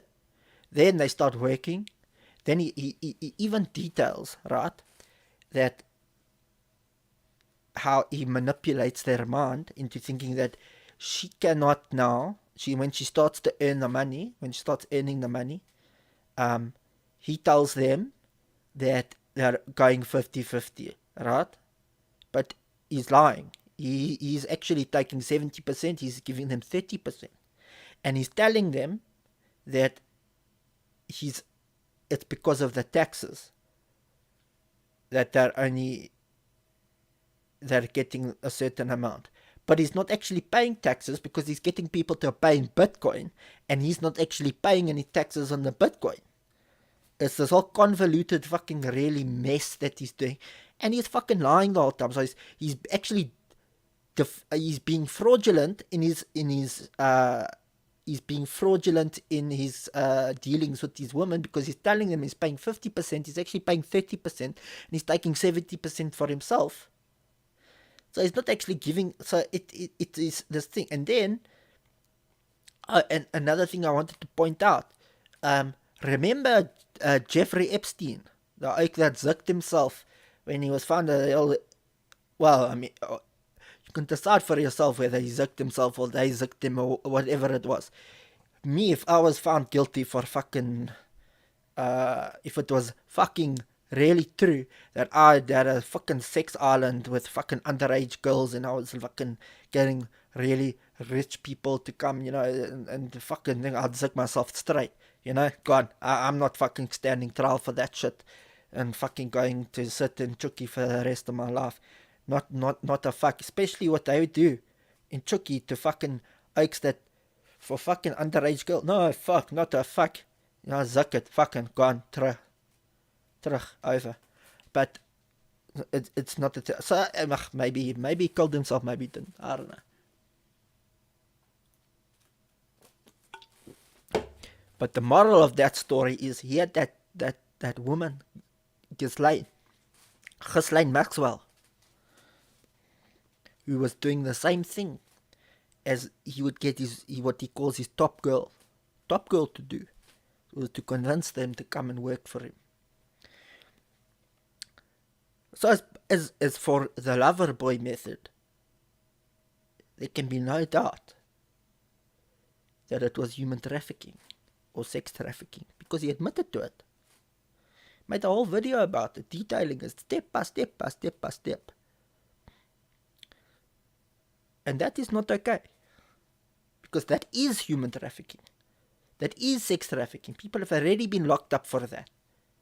They've already been tried, prosecuted, sent off to Chucky, sent off to jail, prison, gone.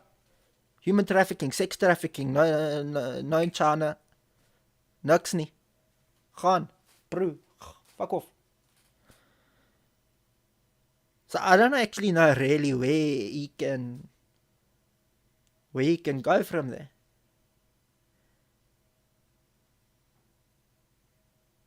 You know, because it's fairly obvious. But anyway, let's see what Joe Rogan has to say, because I know he's gonna say some stupid shit, and I'm just gonna disagree. But look, at the end of the day, like it's really, I don't know. I suppose, look, they've been investigating him for a while. I suppose you could always say he was embellishing his story for social media. It wasn't actually the way for YouTube to. It wasn't actually the way his business didn't actually run that way. He was making it seem more a different way so he could look a certain way to his audience. It wasn't actually true. He could say all these sorts of things, which I mean, people have been known to lie to make themselves seem more than they really are, of course. Whether personally, I don't think so. But he could say that, and that could. I don't know if it's really a viable defense, but it's possible he could say that. But I really do think, I mean, if the Romanian authorities have been investigating him for a while, apparently also found out that his phone tapped, and if that's true, oh God, then he's in big trouble. Big trouble. Groot. Fucking massive, bro. Then he's in groot fucking kak. The type of shit you can hear in those things. I don't actually know what's happened with his webcam business now, because apparently it was long ago. Now he's doing all kinds of other shit. But yeah, you know, it's not Bruce Rivers, the criminal lawyer, calls it self-snitching, and he's already self-snitched. He's already done it. said, I've done this, and this, and that is the lover boy human trafficking method. Case closed. But let's see. I don't know about the rape. People aren't talking about this rape. I don't know where the rape is. That's probably an allegation levied by individual people that they haven't released the names. It may come out in not dissertations, in I don't know. We'll find out later. Still, at the end of the day, you have to wait for the evidence, wait for the trial. You can never know for sure until you hear the evidence in the trial. You can't try someone. You can't try someone in the court of public opinion. I don't fucking like him. I think he's a fucking idiot. And he talks a lot of shit. Some of the shit he says is not wholly ridiculous. But the way he lands up in is fucking ridiculous. Where he lands up to be, with what he says is ridiculous a lot of the time. Don't agree with it at all. But I don't think that you can still, based on the cuck he says, doesn't mean he's guilty of everything. But I will say, the cuck he said in that video, if true, which I don't see how it can be untrue, since he detailed it in such great extent about his own business, I don't see how that can be untrue, and that is a real example of human trafficking. So Andre Tate, guilty on that, at least, I would think. But fuck it, let's carry on. I don't know what he did. I know a lot of what he does is theater, right? A lot of what he does is very like satire. He plays the role of this boastful misogynist who smokes cigars and drives Lamborghinis, and that's his thing. And because of that, he's amassed an amazing amount of money. And he's done it by doing this character, this online persona. Yeah, but then also what says did he do in very the past, wise Joe? things. He says ridiculous shit, but also says really interesting things. He's a very smart guy. If you listen to him being interviewed by Patrick Bet-David. Patrick Bet-David interviewed him after he got canceled off of all social media. And Patrick is fantastic. He's really good at letting people talk and talking to everybody. And Patrick is so wealthy and so successful outside of the world of podcasting that he only does it because he's interested in it. And so he's the perfect guy to handle that because he is not afraid of to talk to anybody. He'll talk to anybody.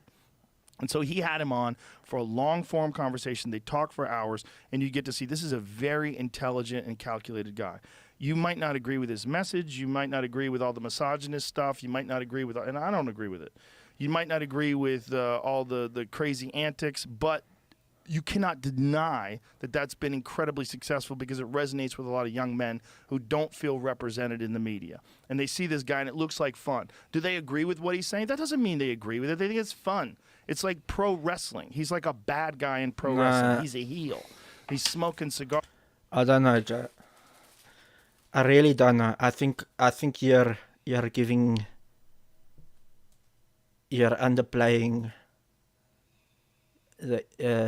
I think you're underplaying the impact he's actually had when you say that. It's not just like pro wrestling. I think his message is actually resonated a bit too much with the thing. It's not just theater to a lot of them. What he's saying is actually taken hold more than you actually know, because I don't think I really don't think you live in the real world that much anymore. It's great that your fame and your fortune has gone up to the extent that it has, but you aren't on the ground level as much as you once was. You're making these grand assumptions, but you're not basing it on anything.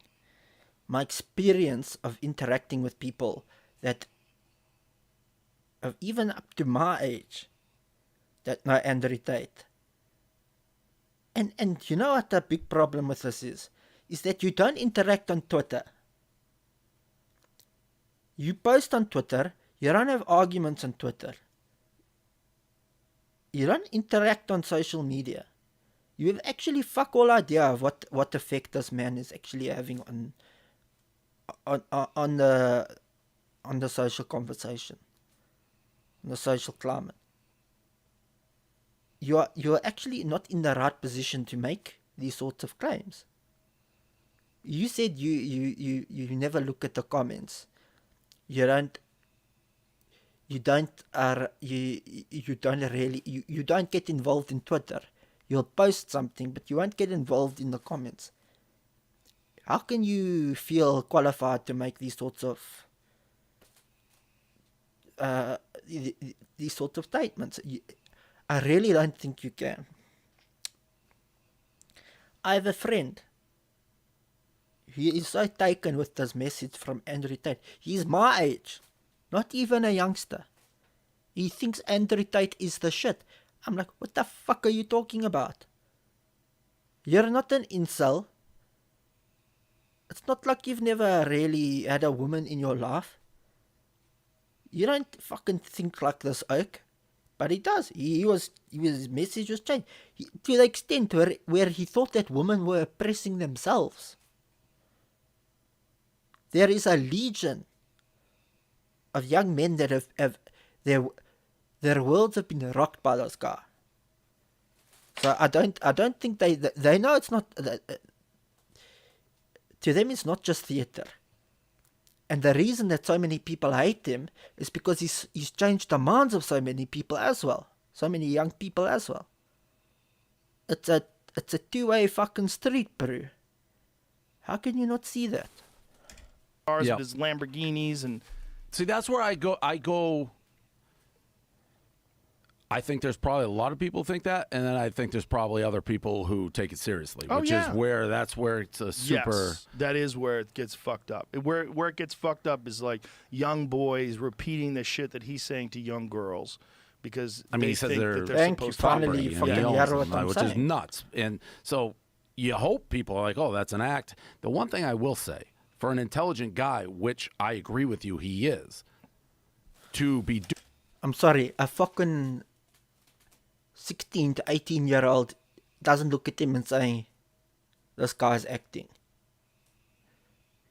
I mean, fucking how old is a kid before he realizes that WWE was fake? Takes a long time because you want to believe it's real, right?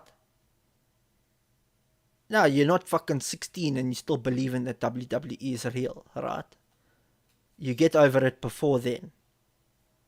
Quite a bit before then. I would think, maybe there's kids in America. I got over it well before then. You know, I realized it wasn't real long before then. But that's not the point. The point is that it's a different sort of thing. A fucking 14 to 18-year-old wants to believe, like, you believe in the WWE for so long because you want to believe it's real. These 14 to 18 to fucking maybe even 24, 25, they believe in it because they want to believe it's real. They want to believe in the ridiculousness of his lifestyle. They want his lifestyle, and they want to and because of that, they believe everything he says. They take it as gospel and they run with it. Doing the things he's being accused of doing, and then go seek publicity, is a very unwise move. If he did the things Correct. that he did, then it's like, what you would think if. The problem is, Joe, you haven't watched enough of it. Why don't you fucking do your research anymore? You actually used to do your research. And Jamie, why aren't you pulling up these videos? Fucking Jamie used to be at the back there fucking saying, used to put up the video of him fucking, I mean, how do I know about these videos and fucking Joe Rogan doesn't know? Or Jamie used to fucking pull up the videos. They'll talk about the subject and then Jamie, Rubber boy method, human trafficking. Right there, look, he's admitting to it. He's talking about it right now. You're doesn't happen committing anymore. Atrocities, you would try to stay under the radar. He does quite the opposite. yeah. But again, we don't know. No, nobody right? knows. That's the problem. That's some like the people know, pizza right? thing, the pizza box. I don't know if you saw that. Everybody saying he got busted because of the pizza box. And then the authorities like that had nothing to do with it. No, they knew he was in Romania. It was just that was what's a that word? bullshit fucking Schadenfreude. thing. Eh? Schadenfreude. Schadenfreude. That's actually Schadenfreude. And I don't actually think. What are they talking about, Schadenfreude? I know what Schadenfreude is, but what are they? How are they using it here? That's been what it was. Like, he's making fun of Greta Thunberg, and then he gets fucking arrested right afterwards. It's kind of hilarious. Yeah. The way it happens, like people said, it's the biggest like Third- self-owned L. Third Yeah. biggest tweet. That's not what Schadenfreude is. Isn't Schadenfreude what like? Isn't Schadenfreude when you taking like?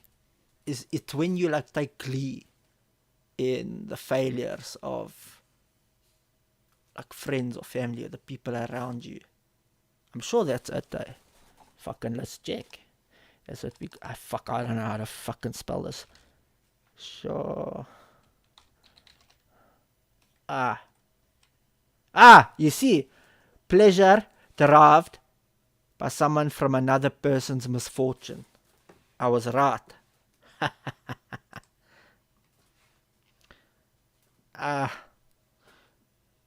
Pleasure derived by someone from another person's misfortune. A business that thrives on Schadenfreude. Schadenfreude. I think they're using it wrong. Or not quite right. Or retweet. It was Greta. I mean, it was okay. It's but kind of funny when she said that's what happens when you don't recycle your pizza that boxes. was that was good. That was good. Chad, that shit's hilarious. You got to give it It to was her. a really good Look, zinger. and also, like, why are you going after some 19-year-old autistic girl who's really into like I tried climate to change? like figure out whether that that one was baffled me provoked. as well. Like he just Why did would- that out of the blue. Yeah, he's just talking shit. Now again, that move But from why? somebody who's being accused of sex trafficking, I think rape was thrown in there, and then you're Yeah. out there being like, Yeah, rape is one of the charges. But we looked earlier. It was rape, human trafficking, and something around a criminal organization or something. I remember we went through the 3 charges. look at me, crazy again. But what you said, Mobilizing, nobody knows. I think the latest thing that they're saying is tax evasion, right? Isn't Is that what that they're it? saying? I'll be honest with you. I'm Googling him now. I just found an exclusive story on Vice that says the reason he was kicked off of Big Brother is not the reason that was publicly known or what was thought of. It says that he was arrested for suspicion of rape in 2015. He Was was this like on what Big Brother was this like on? This is like on Big Brother. What Big Brother? 2015.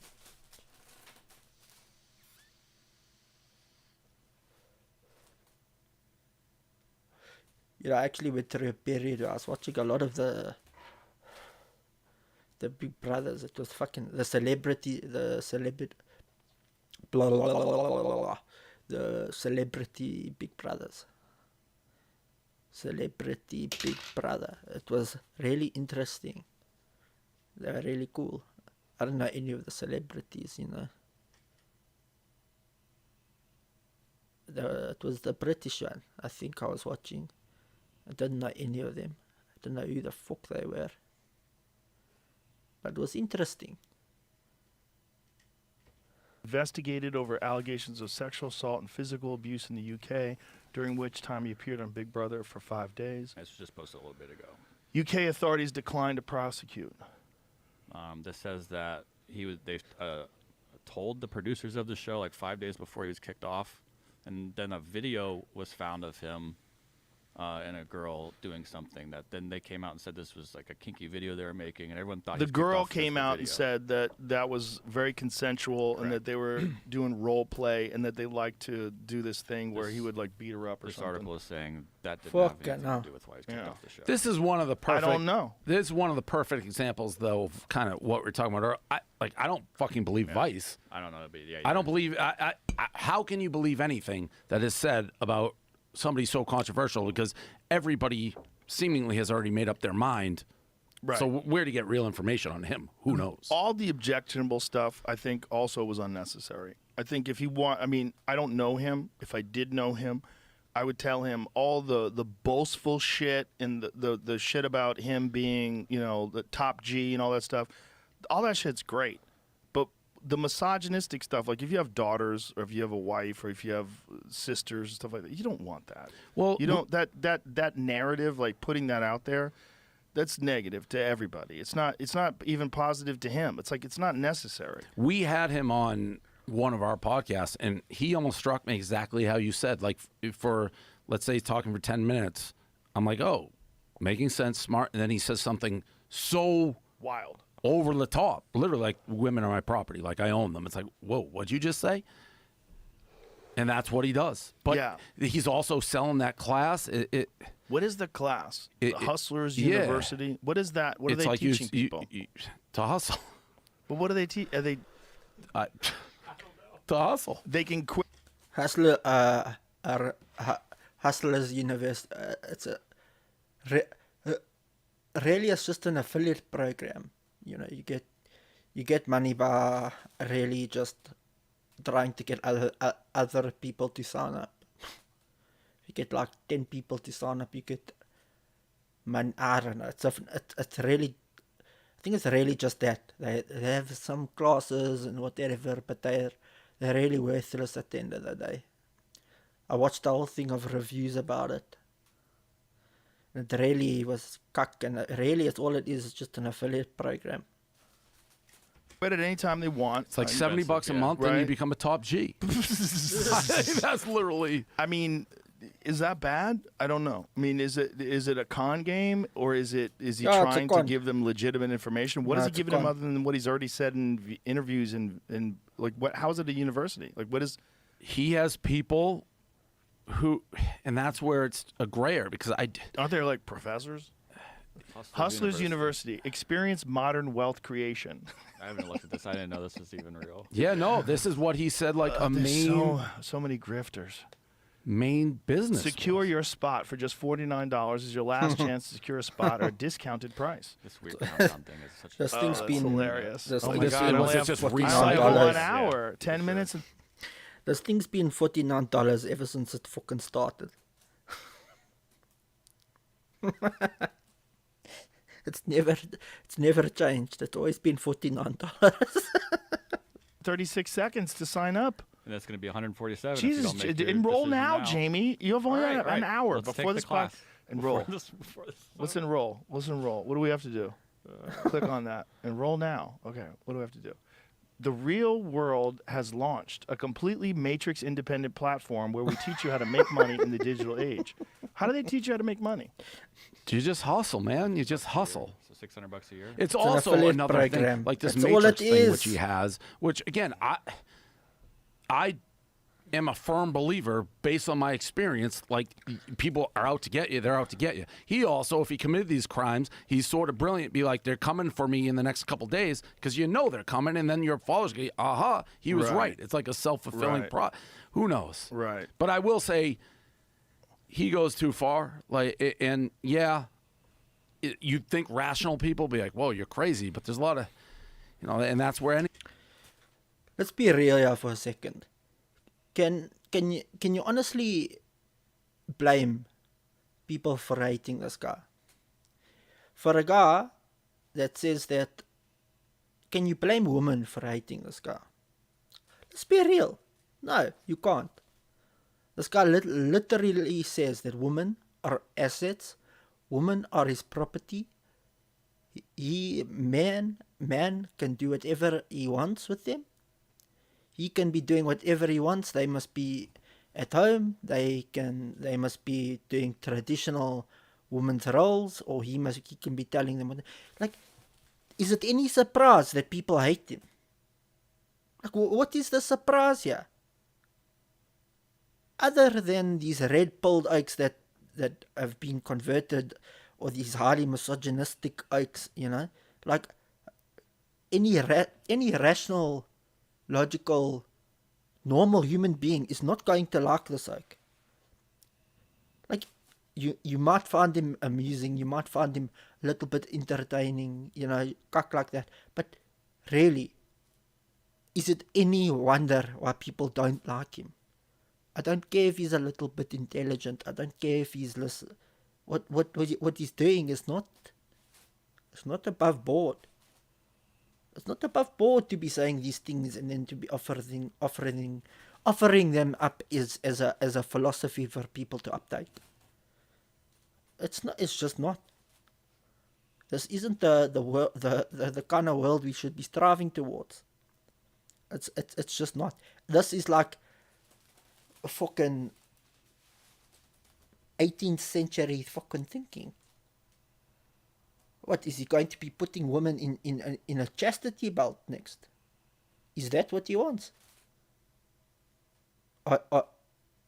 It's fucking ridiculous. Did anyone watch that movie, The Fucking Jewel? I think it was with was it Matt Damon and fucking what's his name? Was it Adam Driver? And in that movie, you can just see how women in those times was just property. They literally just belonged to the man that they was with, that they were married to. Do we want to go back to a time like that? Is that what they are? These are literally human fucking beings. These are human fucking beings. How can you be calling them fucking property? I mean, this is fucking ridiculous. We say we are moving forward as a society. We're moving forward.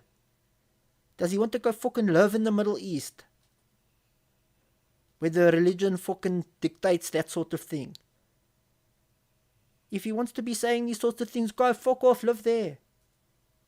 But if you're going to live in civilized Western society where we don't share those fucking ideals, you know what, fuck off with the religious fucking shit. Even. I don't even know if he's not professing it as a religious fucking ideology either. He's just saying this fucking shit as a philosophical fucking ideology. As a way to fucking live your life generally. Not even religiously. You know what? Look, it's not like at the end of the day I'm gonna challenge this Ike to a fucking fight. He'll fucking kill me. It's a fucking full-time kickboxing world champion, you know. Really, what am I going to do? It's not like he can't debate. Look, I don't know. I think I could put some arguments to him. Might make him think a little. No, it wouldn't make him think a little. He'd just try to railroad me. But you know what? The point is with an oak like that is fucking making him stick to the point that you are making him, that you want him to answer, and not letting him leave that point until he answers it. Because he's just going to try and jump from thing to thing, and then he's going to try and take control of the conversation. Right. For instance, there was a fucking conversation he had about what he was saying, that when he has a girl, look, let's be honest, the way he talks, he says he's always got like fucking 10 girls or whatever. He says that he can go out with his mates all the fucking time, he can go out partying, he can go out doing whatever the fuck he wants, alright? But that girl can't do the same with her friends. He can go out on weekends, on boys' weekends, he can do all of that. But the girl, she can't do that, not ever, right? What was his rationale? His rationale was that, you know, if a girl goes out to do that, then a guy's going to start hitting on her, and that's disrespectful to him. And the interviewer asked why. It's like, if you leave your car out in the open somewhere, you know, someone's going to try and break into it, and eventually, I know if you do it enough times, someone is going to break into your car. And he's saying eventually enough times, if someone's going to be hitting on your girl enough times, eventually they're going to manage to sleep with her, and that's disrespectful to him. And the interviewer said, well, why can you go out there and you can go? Why aren't you going to go and hit on all the girls and all of that? And he said, because I'm a man and I can do what I want, basically, kind of thing. Well, I'm not going to. She must trust me that I'm not going to go and do that. I don't think he said I'm a man, I can go do what I want. I think he said she must trust me that I'm not going to go and do that. And the interviewer said, well, why can't you trust her that she's not going to go do that? And he said, because it's not up to her, it's up to the man that's going to try and sleep with her. And she said, but you can't trust her that she's not going to sleep. And then he gave that whole analogy of a person breaking into a car. And if it was me, I would have given another analogy, right? I would have given an analogy right back. I would have said, so, okay, you're comparing someone breaking into a car, right? If you leave the car out enough times, right, someone's eventually going to break into the car, right? I say, have you ever heard another analogy, right? If you leave a male dog outside, right, with enough female dogs, eventually one of those females going to come into heat and the male dog's going to fuck her. Or if you leave a male dog around enough bitches long enough, eventually that male dog's going to fuck one of them. That's basically, what I would have said to him. What is he going to say about that? How is he going to come back from that? So in the same sense, I'll say, if you can't trust that she's not, so I'll say, by the same token, if you can't trust her, then she can't trust you. So if she can't be going out, then you can't be going out. Because if you're putting yourself in a situation where there's all this temptation around you all the time, then you shouldn't be going out either. Because it's disrespectful to her. Because just like that dog, you leave you around fucking, you being the top G you are, gonna attract so many fucking wild bitches to you. Eventually, one day, you're gonna fuck one of them.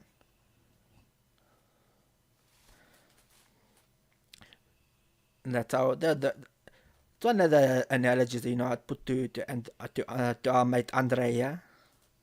I wonder what you'd say. So are you comparing me to a dog? I'd say, are you comparing your girl to a car?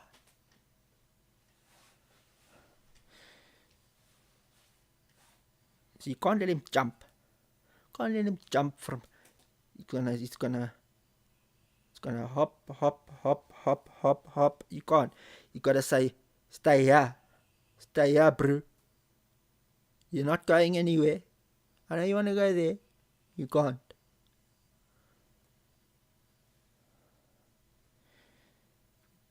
You know what? You should actually watch a thing of how he debates, right? And when he debates, I'll show you what you do to fucking stop him. To fucking stop him from going wherever he fucking wants. Anything's a slippery slope. He's also a wild dude that lives in the world of kickboxing. And that is a wild group of people. To be truthful though, he doesn't live in the world of kickboxing, not anymore. He did once, right? But he's not there anymore, Joe. Hey, he's been out of that world for a very long time. You don't live in the same places that you did all the time. I once lived in the world of wild partying when I was younger. But I don't live there anymore. I live a very, very different life. Joe, you once lived in the world of fucking crazy fucking martial arts, taekwondo. Do you still live in that world? You once lived in the world of fucking running around, fucking didn't know where your fucking next fucking paycheck was coming from, trying to make it as a comedian. Do you still live in that world? No, you don't. You don't fucking live in that world. So don't fucking compare it, because he's not in that world anymore. Now he's got all the fucking money in the world. He's not fighting anymore because his paycheck's not coming from that anymore. It's completely different. The mindset doesn't stay the same. You pay attention to like top flight kickboxers like the Badr Haris and I mean, there's some Melvin Manhoof. There's some wild fucking people in that world. That is a crazy world where there's not a lot of money and you're facing fucking straight up killers. And, you know, I mean, there's all sorts of different personalities in that world, but it's a different kind of human. They're just wild, masculine, very aggressive people, you know, and that's part of his shtick. But he, if you want to use the word toxic masculinity, he's it. That the bad stuff that he said embodies that. Yes. Yeah, and that's what people are. Joe, I'll fucking tell you a story. I used to be a fucking habitat manager at a game reserve, what you would probably call a safari park, right? You'd probably like it. You like to go hunting and all sorts of crap. I used to do a lot of that cuck, right? Except I worked at a big 5 game reserve. At lion, at elephant, at rhino, at buffalo, at leopard, all of it, lots of it, right? And I wasn't a guard. I didn't used to take tourists around. No, none of that cuck, right? I mean, there were guards there, and I'm qualified to take tourists around, but that's not what I was doing. I studied game ranch management, game ranch management. I was a habitat manager. And because of that, I was fucking free. Well, not free, I mean, I had a job to do, right? But you, as a habitat manager, you work with the ecological aspect of the park, not with tourists. The guards who work with the tourists, they have completely different responsibilities. They have restrictions. I didn't have the restrictions they have. I worked out in the bush all day. They go out twice a day. They take their guests, they drive around, they show them the animals, they talk to their guests. Me, I'm out in the bush all day, right? Me, I'm working with the crew, you know, taking care of alien plant vegetation, you know, tree encroachment, you know, we're fucking doing shit like animal relocation, rhino darting to put the microchips in the horns, you know, rhino capture to sell to other reserves, predator research, like the leopard research. It was called the Munyawana Leopard Research Project. Lion capture, for example, you know, we had twice in the year we had lions in the boma. The one time was because lions broke out of the reserve. We had to go get them, bring them back into the reserve, put them in the boma. First time was because we had 2 big male lions that we were bringing into the reserve, so they were in the boma. While they're in there, you have to go and shoot shit and so you can feed them, you know, all kinds of cuck like that. Tons and tons of cuck, you know. Oh, and also just general maintenance cuck, you know. But you're out in the reserve. You know, you park the Land Cruiser and you fucking out, you know, you're walking, you're trapping, you know, out in the bush. And you don't take a rifle when you're doing that cuck. Why the fuck would you take a rifle? It's fucking big, it's cumbersome. You can't take a rifle. You're fucking working. A lot of the time you fucking got a panga and you're chopping trees.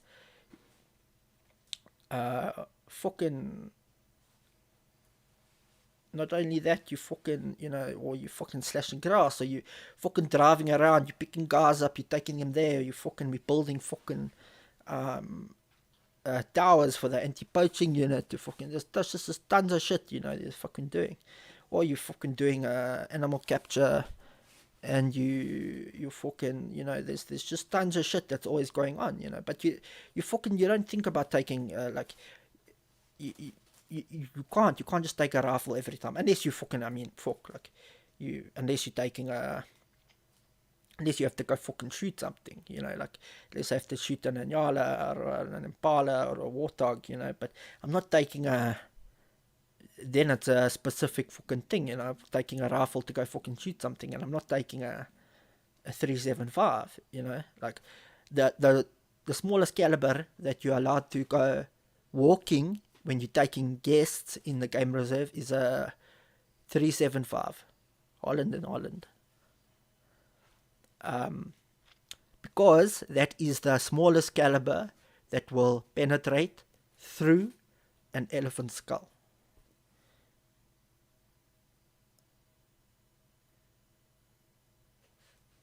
So yeah. But you can't, I mean, you're not going to take that fucking hunting with you when you're shooting a fucking impala. Although I actually did once. Not even with a scope, I fucking had to shoot this impala. And it was because I ran out of rounds for the 308. So I had to fucking shoot this impala with the 375 with no scope, with the fucking open sights. But I did it. But anyway. But my point is, of all of this, just a lot of backstory, but now we're getting into it. My point is, when I was working in the reserve, I had fucking tons of encounters with all the big five. Some were in vehicles, some was on foot. I've been charged numerous times by elephant on foot, by lion, by rhino, by a black rhino. Do you know what it is actually like to be charged by one of those things on foot? By an elephant on foot, by a lion. You can't believe what it's like to be charged by a lion on foot. The first thing you hear is the growl, right? Because the thing sees you before you can fucking see it. When they like fucking like 60-70% of the time, right? It's gonna, well, generally they're gonna see you before you can see it, right? But so you have this, but when they're not happy with you, they give out this growl, right? But this time actually, it wasn't, well, the one time actually, it wasn't a growl. I was walking and I just saw the tail flick. And often with lions, when the tail starts flicking, it's when they're not happy. They're starting to get irritated, right? Sometimes when they're lying flat, the tail will flick if there's flies or whatever. But when they're alert and they're up, the tail starts flicking when they're not happy. So I saw the tail flick. So I knew there was something there. So I start looking. And I'm looking through the trees, and there's this bush and there's trees. And I was quite far away. Fuck, how far away was I? Wasn't that? It's probably 30-40 meters. But I had my binoculars with me that day. So I take my binoculars and I'm checking through the binoculars because it was dense bush. So I couldn't actually see that well. Because I could just see the flick, right? But in the bush, you train your eyes to notice these sorts of things. But I couldn't see properly through the brush. So that's why I took my binoculars and I was checking, and then I just saw the two eyes of the lion. So I was like, oh, fuck. This is, I knew there was not something, it was not lekker, right? And because it was such dense bush, I couldn't tell how many lions there were and how spread out they were. So it was a bit of a risky situation. But I was checking and I was trying to check around and I was checking the tail flick. And then I heard the first growl. And I was like, oh, fuck. Now I know the lion's not happy with me there, right? And then I just saw the body, right? I took the binoculars down. And I started trying to scan the area to see if there was any movement around so that I could see if there was other lions. But then I just saw this body move up, right? So it stood up. And I was like, fuck, all right. So then at that point, I could see the lion standing now. So I knew which lion was the one that was getting up, was not happy, right? I was trying to see if it was going to move to the side, because sometimes they'll move to the side, sometimes they'll move, they'll just stand and look, right? So I was trying to ascertain what the lion was going to do, and from there I would see how I was going to extricate myself from the situation, right? So I saw the lion get up, and it didn't move to the side. And it sort of stood there, but it was a male, because I could see the mane, right?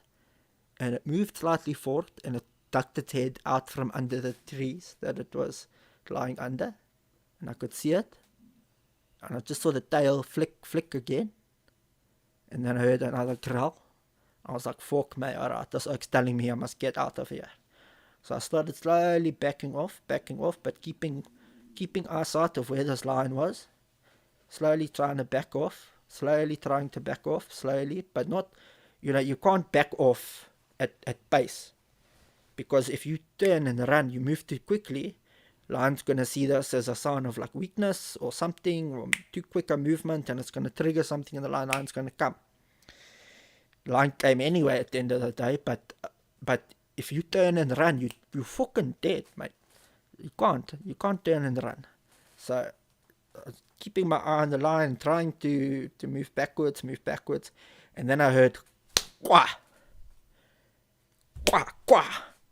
And what that was is the fucking tail hitting the ground. And that's when, the fucking lion's fucking pissed off. And then I heard this and the fucking sound of the paws fucking hitting and the lion running, and it's making that sound. And it's this deep fucking and this lion's fucking coming. And at that point, you don't go fucking nowhere. You stand there and you scream at the fucking top of your lungs. You fucking make yourself big and you scream, hey, fuck off, hey, fuck off, hey.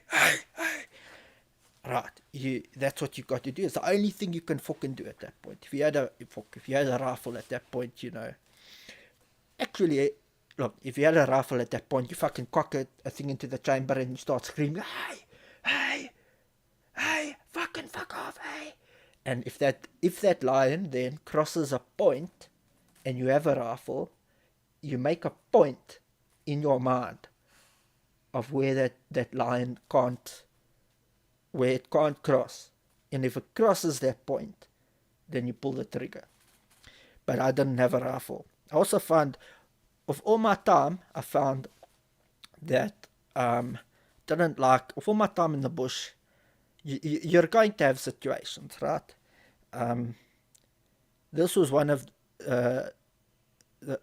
not the worst, I would say, because it was such thick bush that I couldn't see the lions clearly, and I sort of really stumbled upon them, and I'm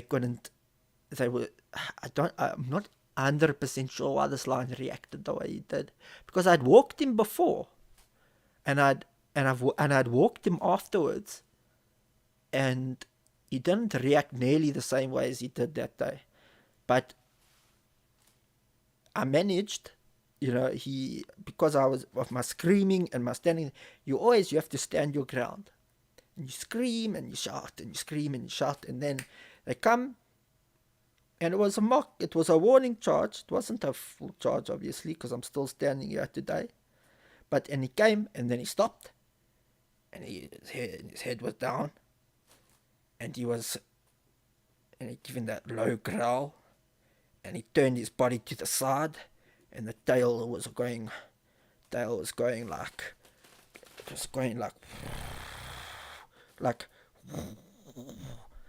and then he looked at me. And then he started to back off, but sideways. And then he turned his head and he sort of ran back to the tree. And I was, the adrenaline was fucking pumping. And then when I saw he ran back to the tree, then I started to back off, slowly, until I was fucking sure that I was far enough away. And then I turned and I walked back to the road. But yeah, that one was a really fucking heart pumping one, because it was such dense bush that he sort of just popped up and couldn't really tell the signs. Couldn't tell the signs of when it's more in the open, right? You can read the signs of the lions much much better, right? But they generally tell you what they want you to do, right? But because it was such thick bush, couldn't read the signs as well. And by the time that the lion really wanted me to go away, the only indication that I had he was coming was that tail hitting the ground going quack quack. And then it was fucking too late. I had to fucking, he was coming. But like also I've had like sort of charges from elephants, you know, sometimes you, for instance, when we were, me and a game veterinarian was darting in Yalas, because this game reserve that I worked at had a really big population of Inyalas. And every year the population increased because of the breeding season. It increased by a third. And obviously the reserve cannot handle that. Can't handle that sort of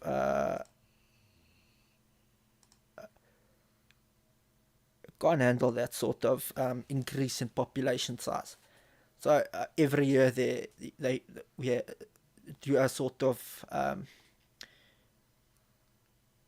you try to dart as many as you can to sell. So it's mostly breeding females, and some males, males of a certain size.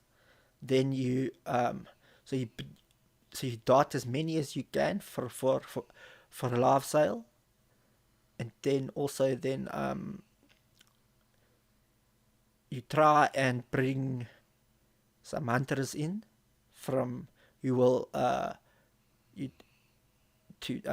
hunt some trophy animals, and then the rest you unfortunately have to cull, and then you sell the meat, and you sell the hides, get the hides done by taxidermists, the tanned. But me and the game veterinarian and we was darting in Yalas, and what he had this dart gun. We would drive around all day, and we would come across the Inyalas, the females, and we would sort of stop.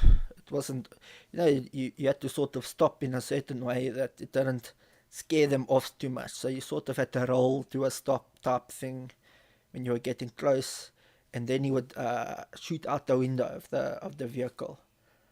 And the darts that he used had a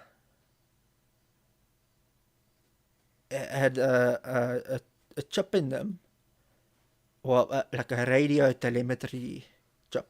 So it would hit the Inyala, it would stay in. Generally, most of the time it would stay in, and then because the Inyala, once the dart hit, it's run, right? But you obviously need to find the animal, and the drag would take effect within, I think it was about 2 minutes, 2 to 3 minutes or something like that. But we would have the radio telemetry because of the chip or whatever the fuck it was in the dart, and then we would use the telemetry and we would find the Inyala.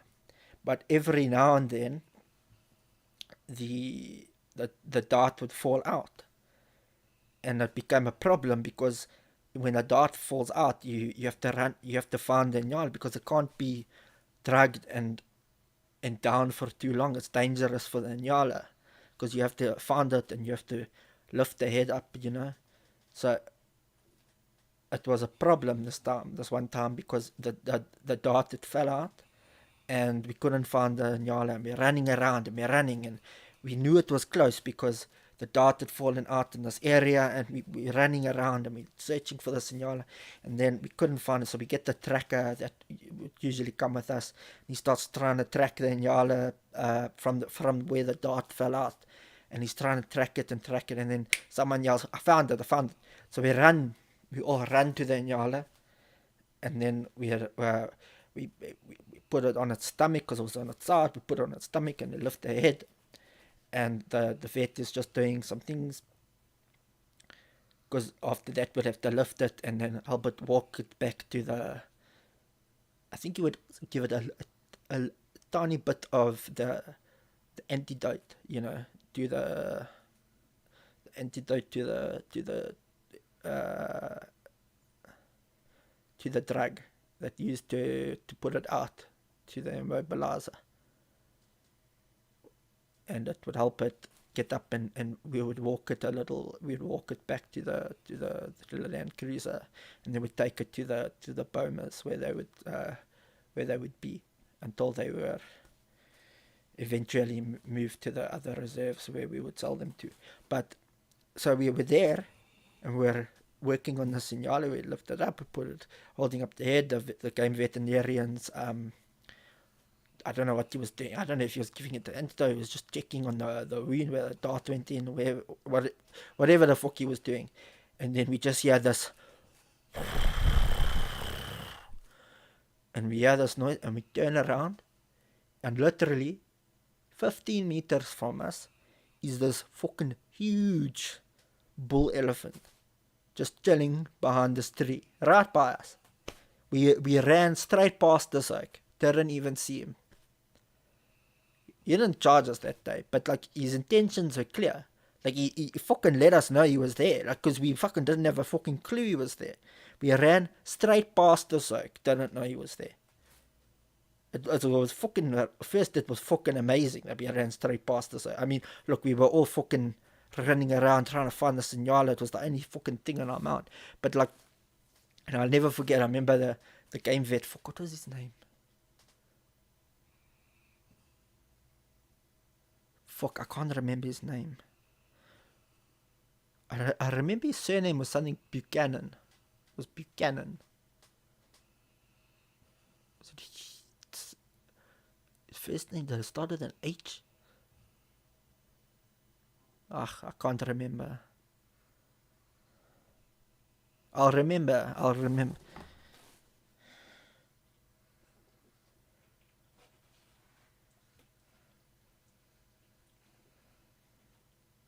Sorry, my brother is arriving tomorrow. I need to pick him up.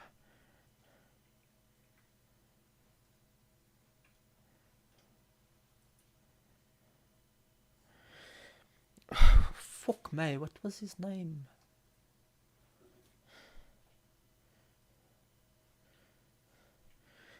Game vet.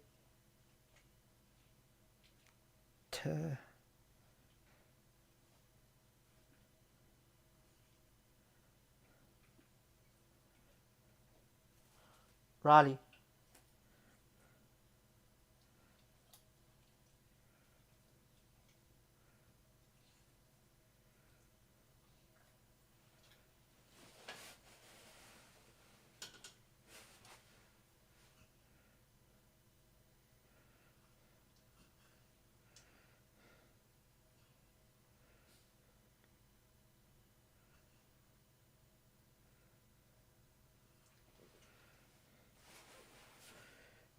No.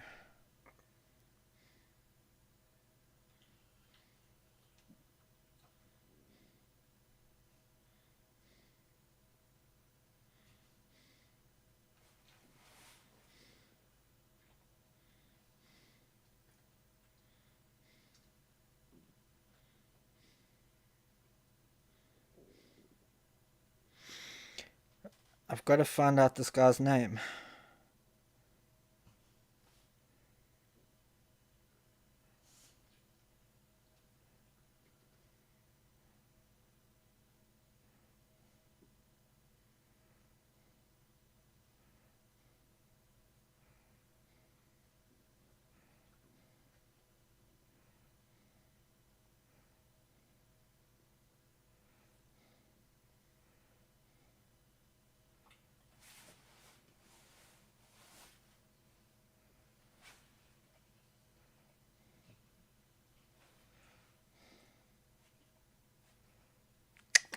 Stop clicking.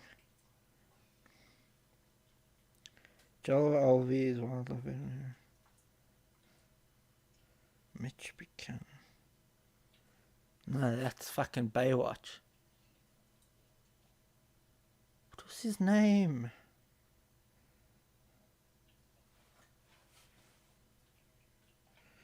Why do I think it was Buchanan?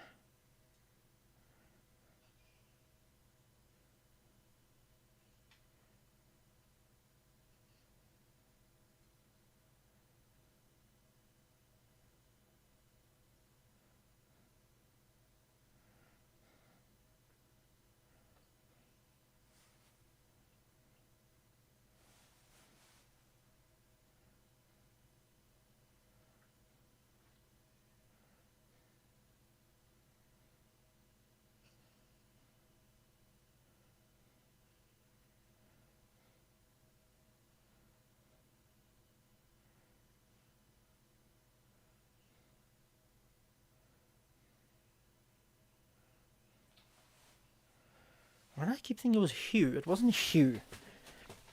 What the fuck was your name, bruh? It's gonna kill me.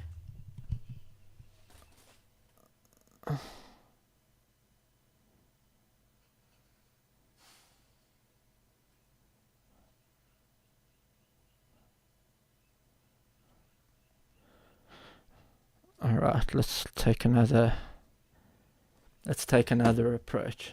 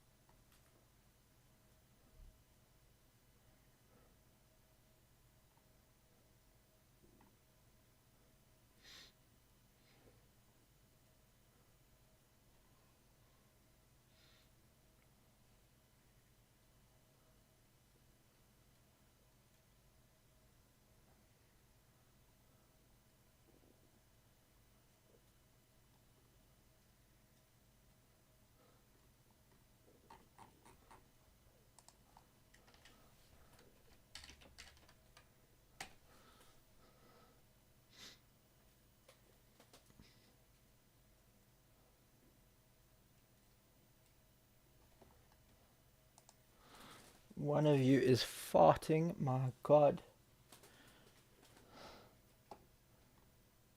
Okay. So there's a lot of names. Breitenbach, Campbell, De Brain, SB, Fall, Fouché. Oh, it's not Buchanan. Hall, Hewlett, Hoffman, Humphreys, Jeffrey, Naidu, Netlung, Pillay, Pretoria,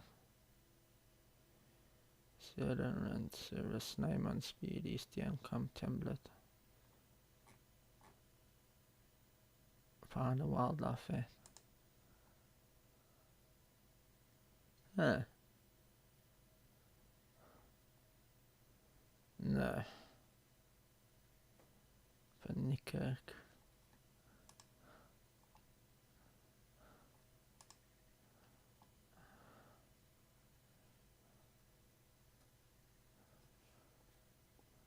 Janse van Rensburg.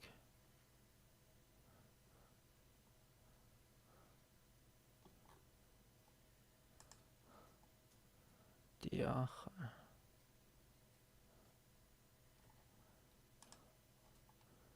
Beyer, Wester, Boshoff, Brenner, Toy, Fraser.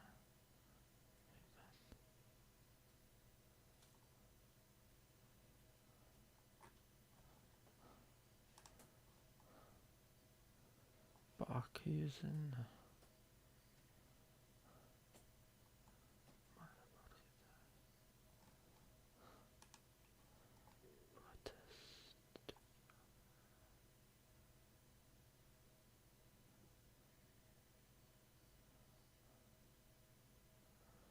I don't remember his name. I don't, obviously, but like, I know if I like see it, I'll know it.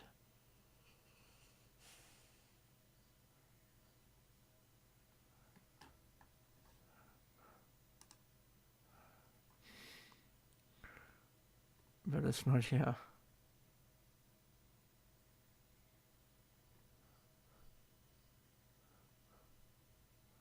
Skippers.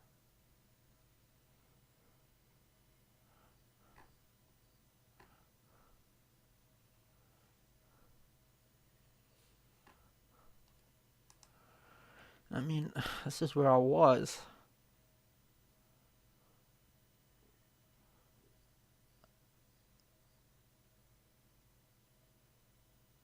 It can't be all of them.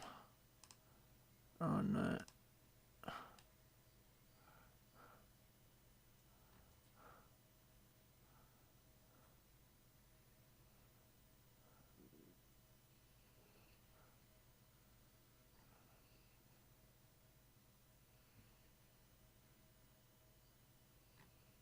I wonder.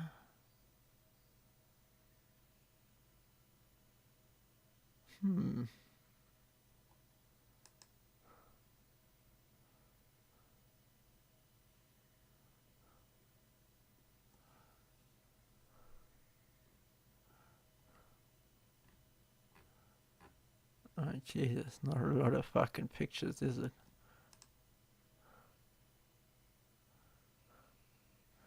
Yeah, I did a lot of that. Oh no, we didn't actually. We didn't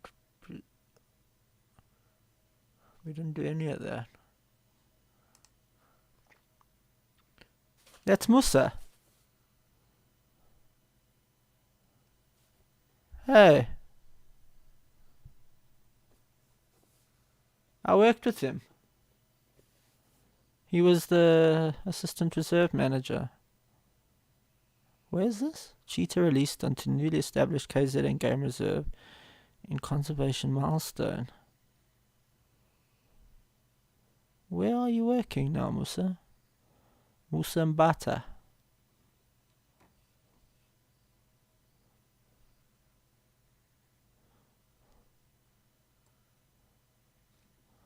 What's this? Did tons of this.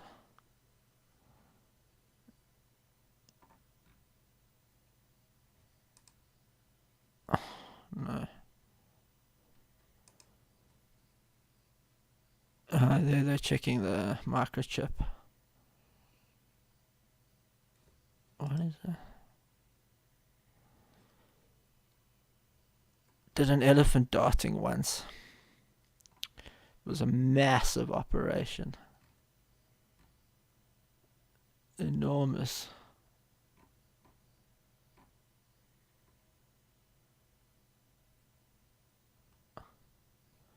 I do want to find out what's happening here.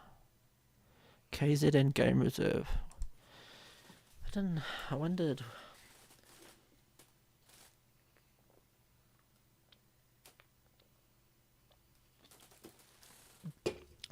Well, not where I worked, because it was thick with cheetah. Maybe they took cheetah from where I worked.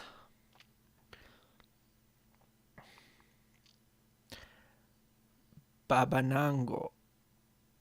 Earlier this month, as part of a newly established Babanango Game Reserve rewilding journey, 2 male cheetah were released into the 19,000 hectare property in a conservation. When was this? Oh shit.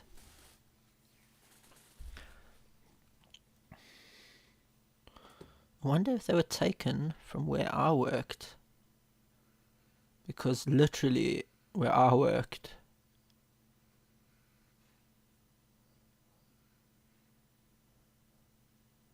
was thick with cheetah. I mean, the one day I was doing water and electricity meter readings. I had to do them once a month, and it was always on the. I mean, this is years ago now that I would do it. Like I worked there I worked in the bush years ago. But I had to do water and electricity readings once a month. Was it on the 25th or the the second to last day of the month? But it was throughout the entire fucking reserve. I had to go throughout the entire reserve, and then I had to go to the next door reserve because they used to get their water through our reserve, and I had to go read their meters. So it was literally like a whole day thing. And the one day I did it, I had 7 different cheetah sightings. Not that I saw 7 different cheetah, I had 7 different cheetah sightings.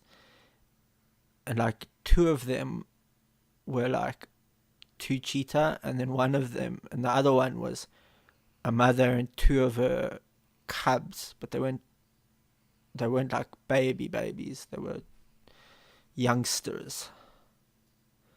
So this is the first time in approximately 200 years that this iconic predator would have roamed the spectacular landscape of Babanango Game Reserve, an area, she's still got a baby face, eh? An area steeped in historic significance and nestled in the heart of KwaZulu-Natal, South Africa. The young males, brothers from Rome, Rome. Not where I work. Where's in the Western Cape. Why would they take them from there? It's like such a... Do you know the transport fucking from the Western Cape to KZN? It makes 0 sense. So Mus is obviously working. He must have got offered a nice job there. So I wonder who became the...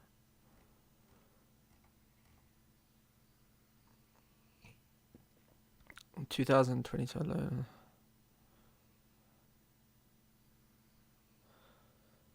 Where is Babanango? Let's have a look on a map.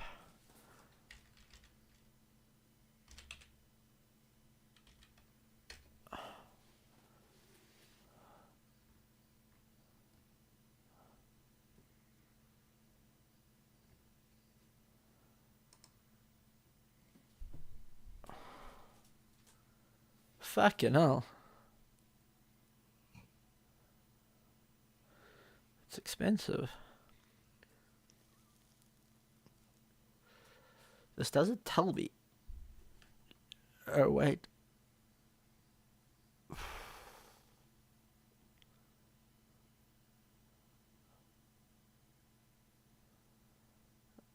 That's Babanango. What am I looking for?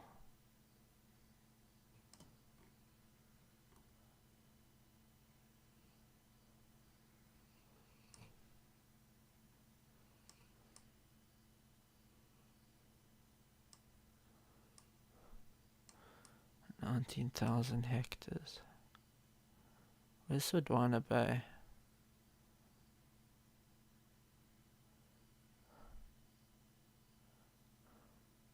Itala. It's far. No, it's far from where I worked.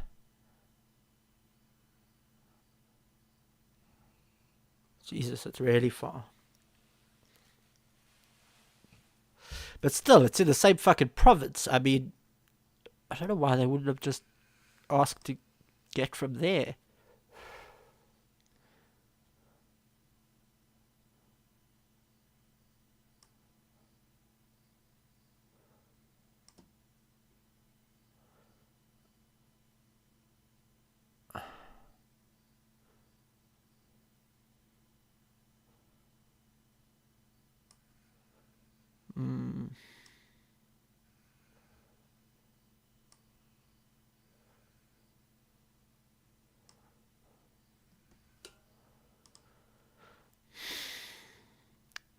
I'm still looking for the fucking oak.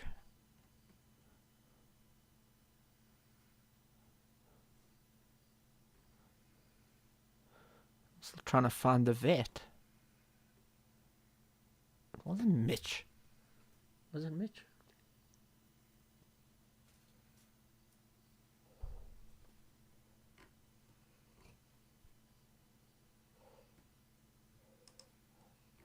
Maybe I'm searching the wrong thing.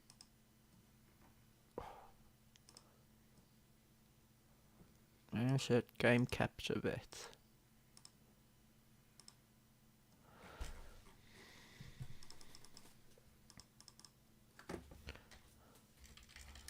He was that.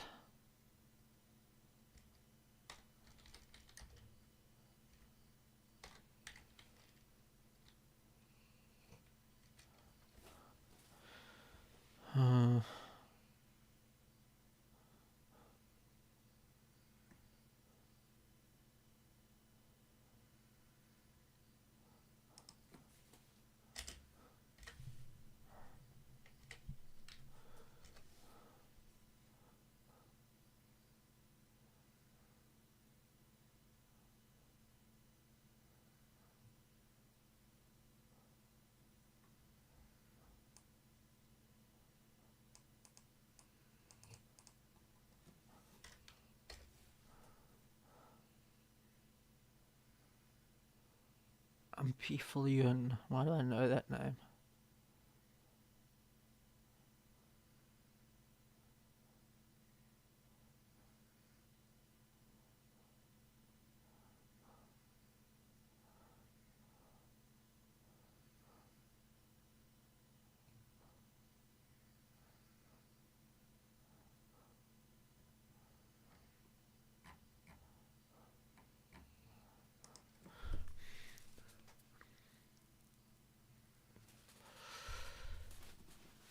I remember seeing him in a picture once.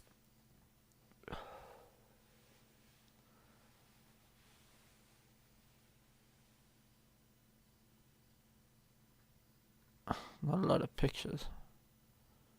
It's a sable. Hippotragus niger.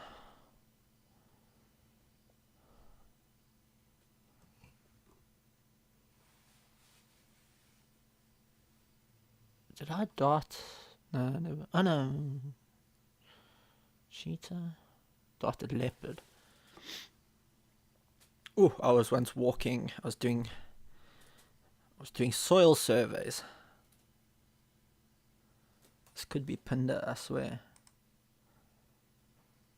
It is. There's me.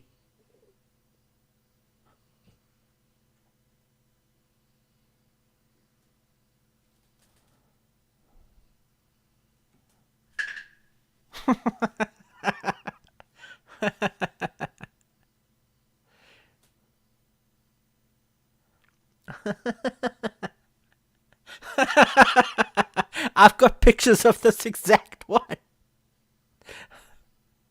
Of this exact game capture.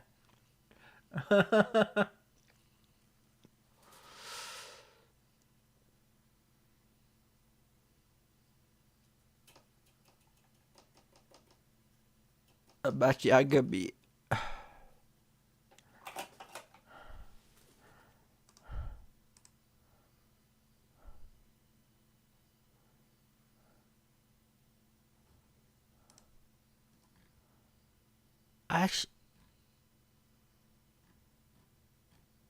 Oh no, I don't know if I have pictures of this exact game capture.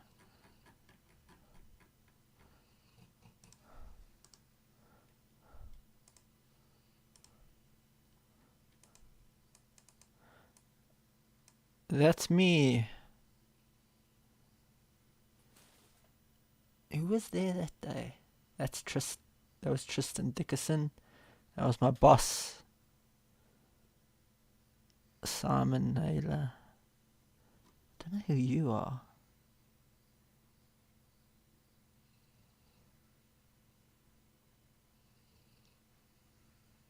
That was the former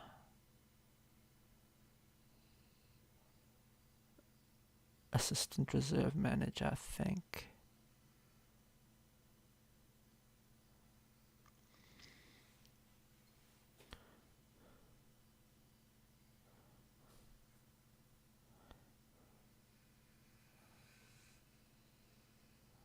It's a white rhino, and it's a female.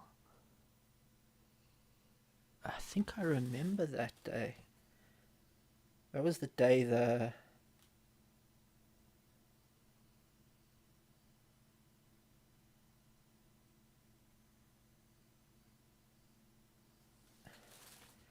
Was there a film crew there that day also?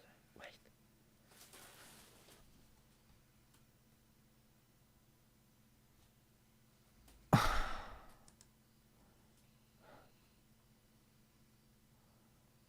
That's so funny. What is... no, it was that. Ace. I remember the chick who started this came out to stay. She must have taken that photo.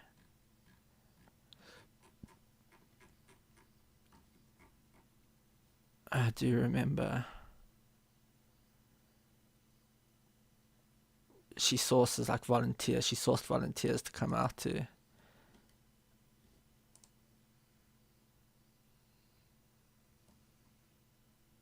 There was once a film crew that came out to film a rhino darting.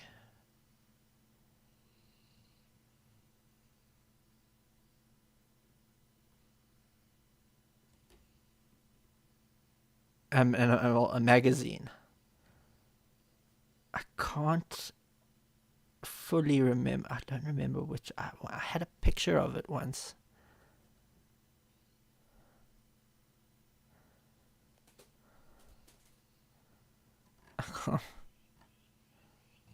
It's so funny.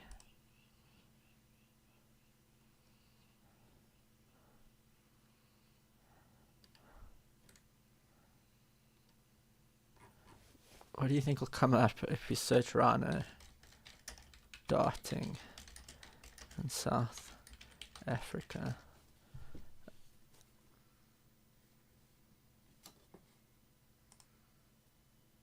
That's Simon again. That's Kristen. Yeah, we did so many of these operations. See, this is what we'd do. We'd drill a hole in the horn at the base and put a microchip in there so that the horn, in case the rhino was poached and the horn was stolen, there was a way for it to be tracked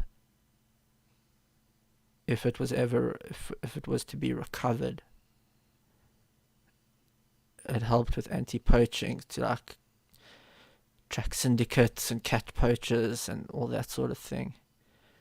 The one day at where I worked, it was a big safe full of rhino horn, and I had to, and each horn had a chip in it, and I had to take the scanner, go through every horn and make sure that the chip number matched the number that was on the paper, because all the horns were going to be transported from the safe at our reserve to the facilities at KZN Wildlife, and we had to make sure before they left that everything was up to snuff. And there was like 45.2 or 45.3 kilograms of rhino horn. And I mean, it's like $60,000 on the black market, or it was at the time. And yeah, so I remember calculating how much. Let's actually calculate how much I went through worth of rhino horn that day. So 45.3, let's say, times 60, 2,718,000. Could that be right?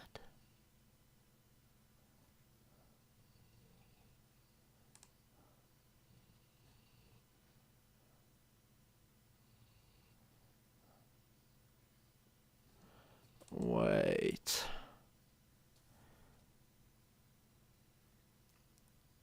$45.5 times 60. 1, 2, 3. 2,730,000. What's the rand dollar?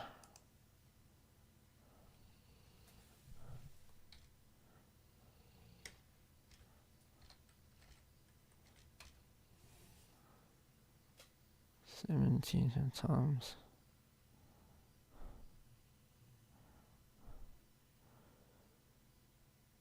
46,710,300.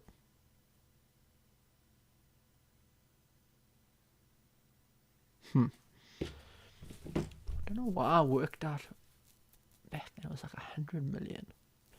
I don't know why I remember that.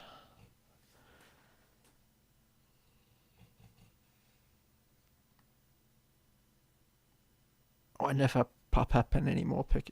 Is that Lummit? No, it's Simon again.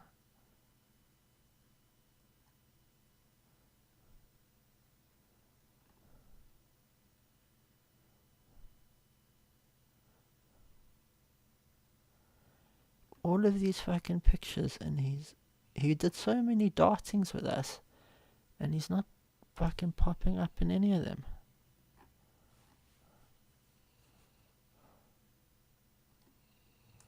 That's Simon. Yeah, Simon Nader.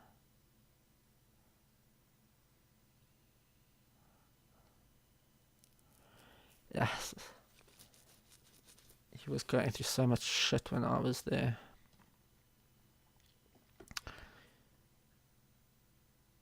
I could have learned so much more from him.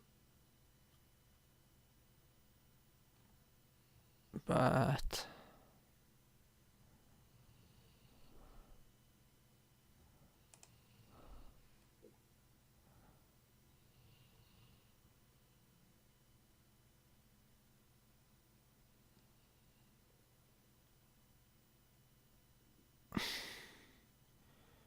his head wasn't in it.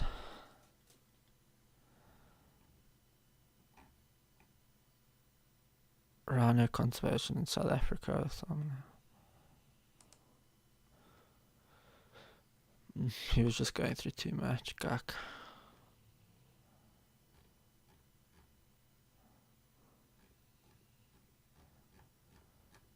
It was cuck. And then I was pawned off on the two assistant reserve managers, and they fought over me, and turned into them fighting with me. It was just cuck.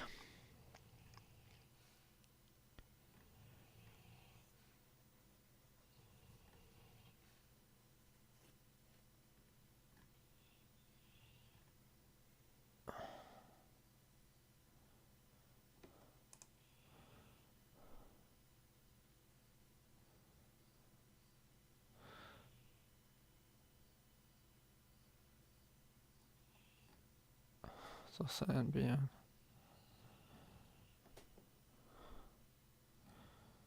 Sometimes do notching. The rhino had me notched. Usually when it was a calf that was to be notched.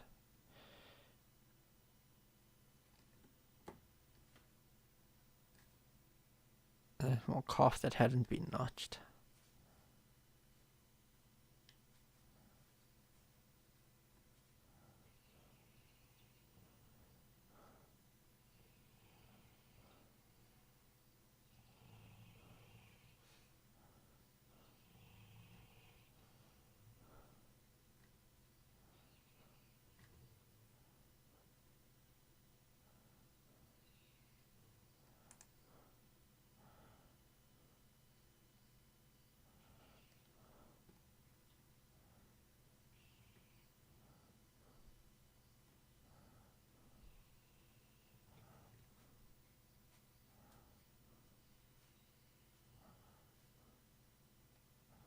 Well, I made one picture. There is another picture somewhere.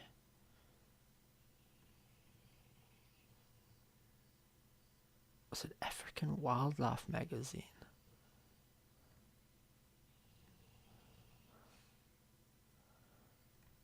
I mean, you probably wouldn't recognize me. I had hair.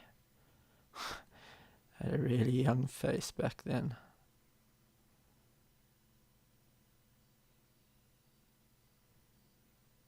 What am I doing? I'm still trying to figure out.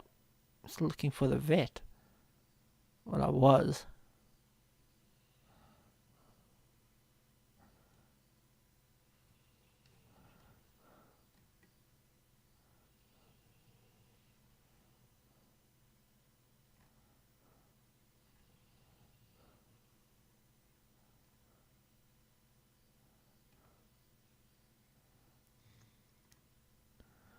And then I started looking for that other picture of me.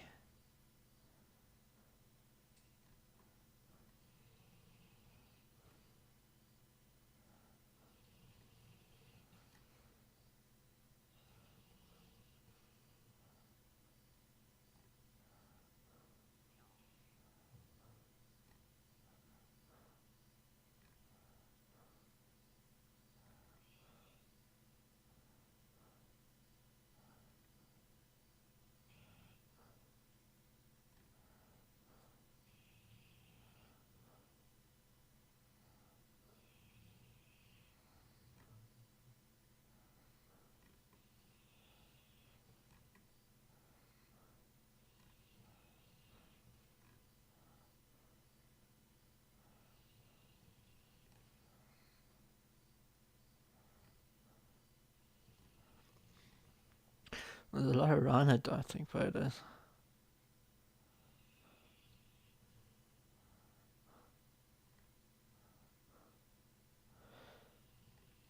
I'll tell you, darting a black rhino is so different from darting a white rhino.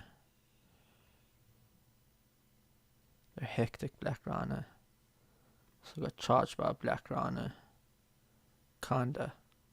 Well, it did, but like, I don't think it really had any intent. Just did what black, was just doing what black rhinos do.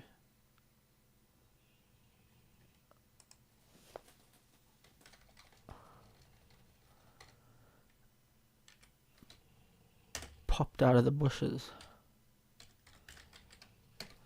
You hear the gudum gudum gudum, and then pops out of the bushes, and like all happens all at once.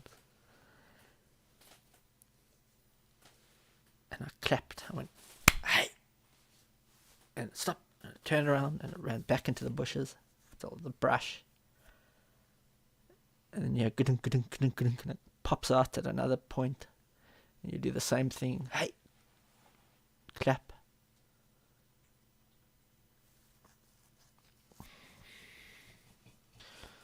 And it runs back, and each time you clap and you do that, you're moving backwards at the same time.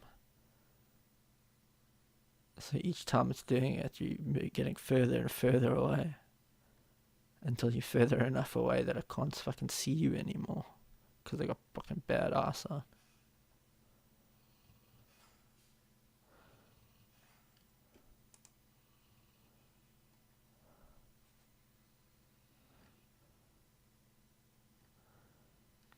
Fucking hell. Cannot find this oak.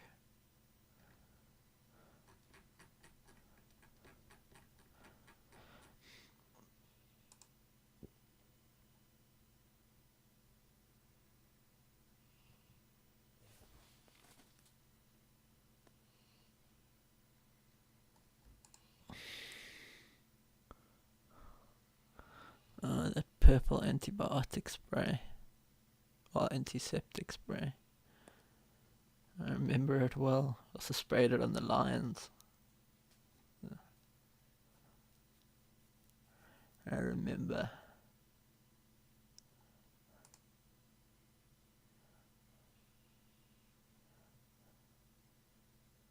I think I worked with that oak once.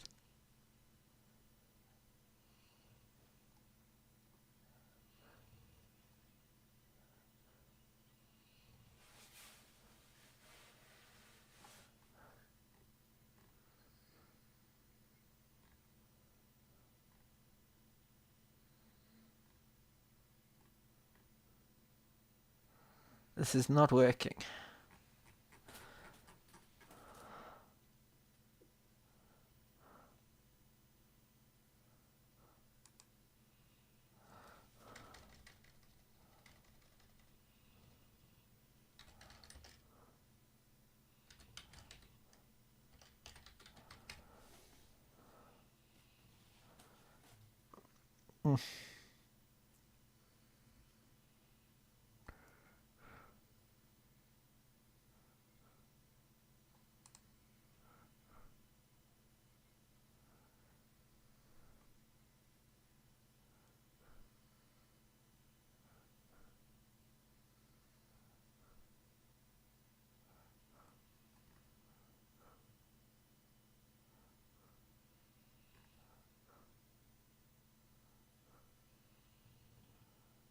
Jesus, we never lifted a rhino like that.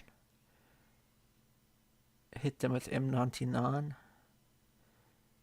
and then gave them M50-50, wake them up a bit, and then walk them into the crate.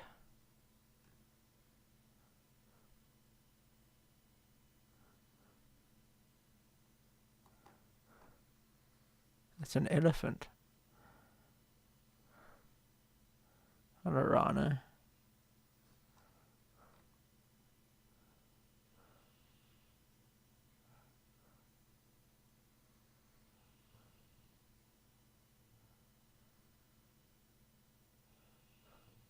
Did that with the elephant. Because there was no fucking walking them. I also got fucking photos of that whole elephant operation shit. Elephant darting and relocation.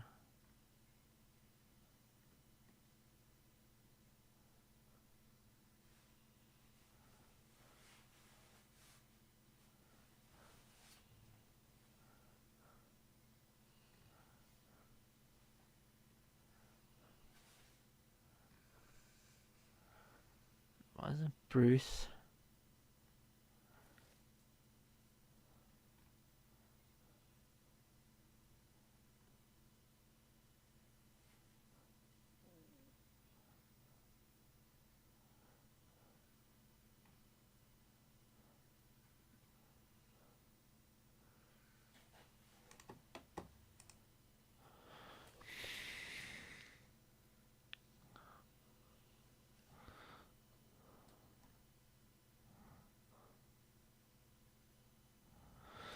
I want to see something.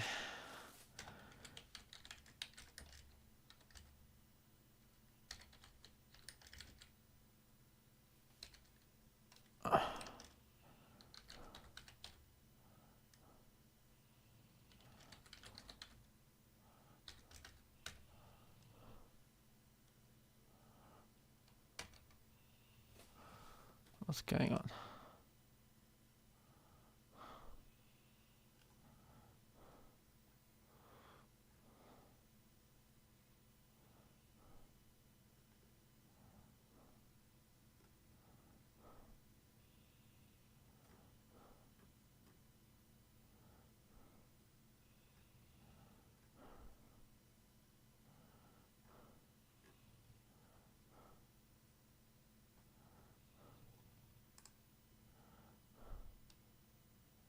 Is that Prince Harry? It is. It's actually quite funny. I was at Pindar when Prince Charles came. And I don't know, he was coming to meet, like, I don't know if it was the king of Mozambique or something to that effect. And he was flying into Pindar, into our airstrip there. And he was gonna, it was like gonna be his base of operations. I remember it was fucking this oak from Scotland Yard was there, and I was chatting to the oak from Scotland Yard. And I had just fucking shot an impala, and because I had to feed the lions. Those at that point of the year, it was the lions that had the 3 sub-adult males that they had been kicked out really young of the pride. Their father, for some reason, decided 16 months that was enough, and he fucking kicked them out of the pride. 16 months is young, but not only did he kick them out, he was fucking chasing them around the reserve, and they escaped. And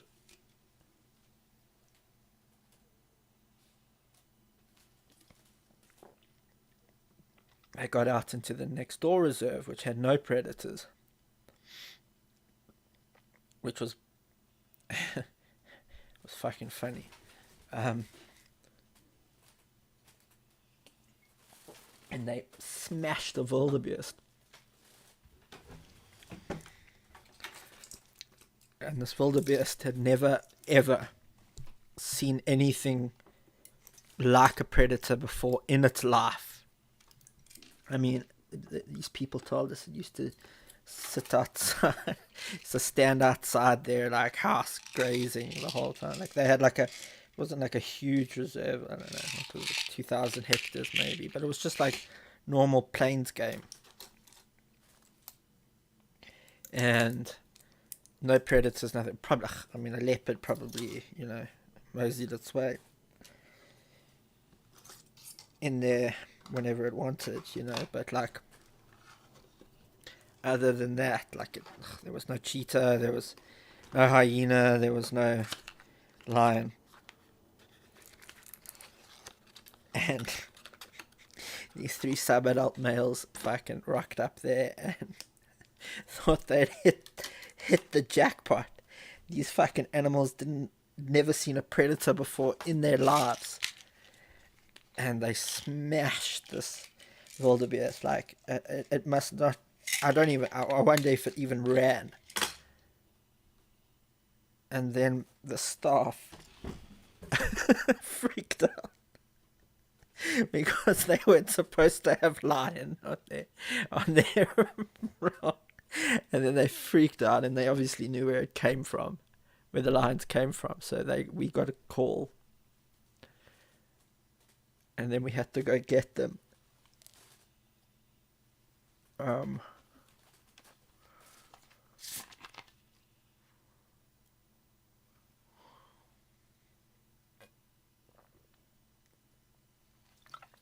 then I remember we went in the day. So we went in the day, and there were 3 of them. I'm going to do something.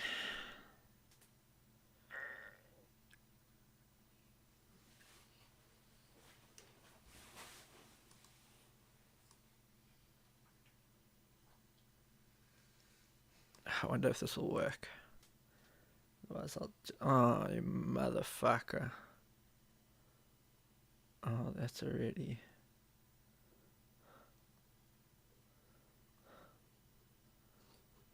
we'll go right here.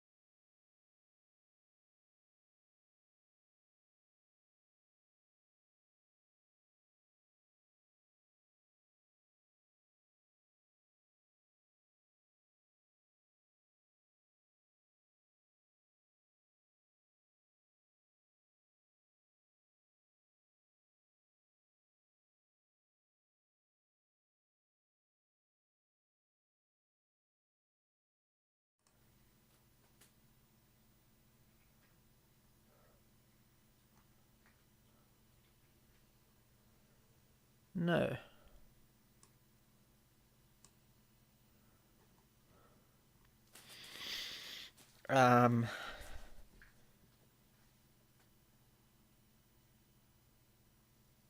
Where's the big album?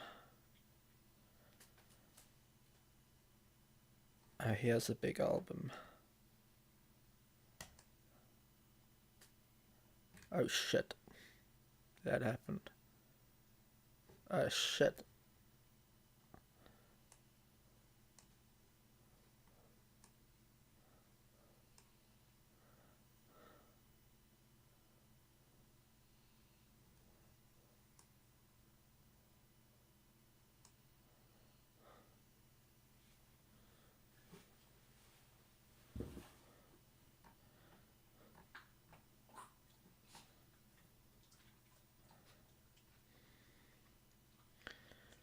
So remember I said I had pictures of that exact rhino darting. Here it is. Oh Jesus. I just can't get away from it.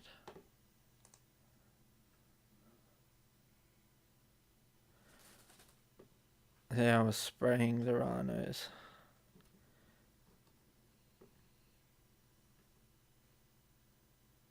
Since I was young.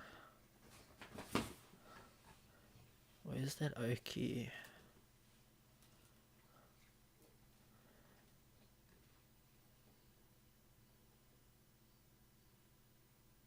There.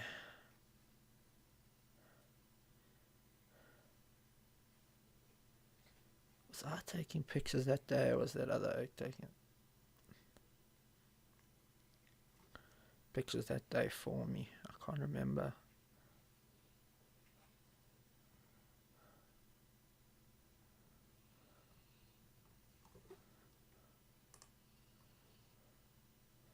Oh Christ.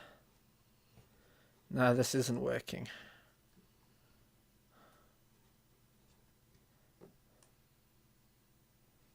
Thank God no one's watching.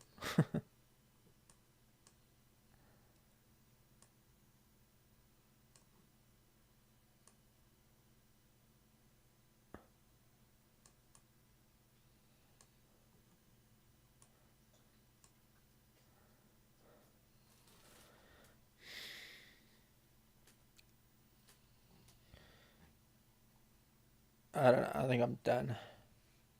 Yes, it's fucking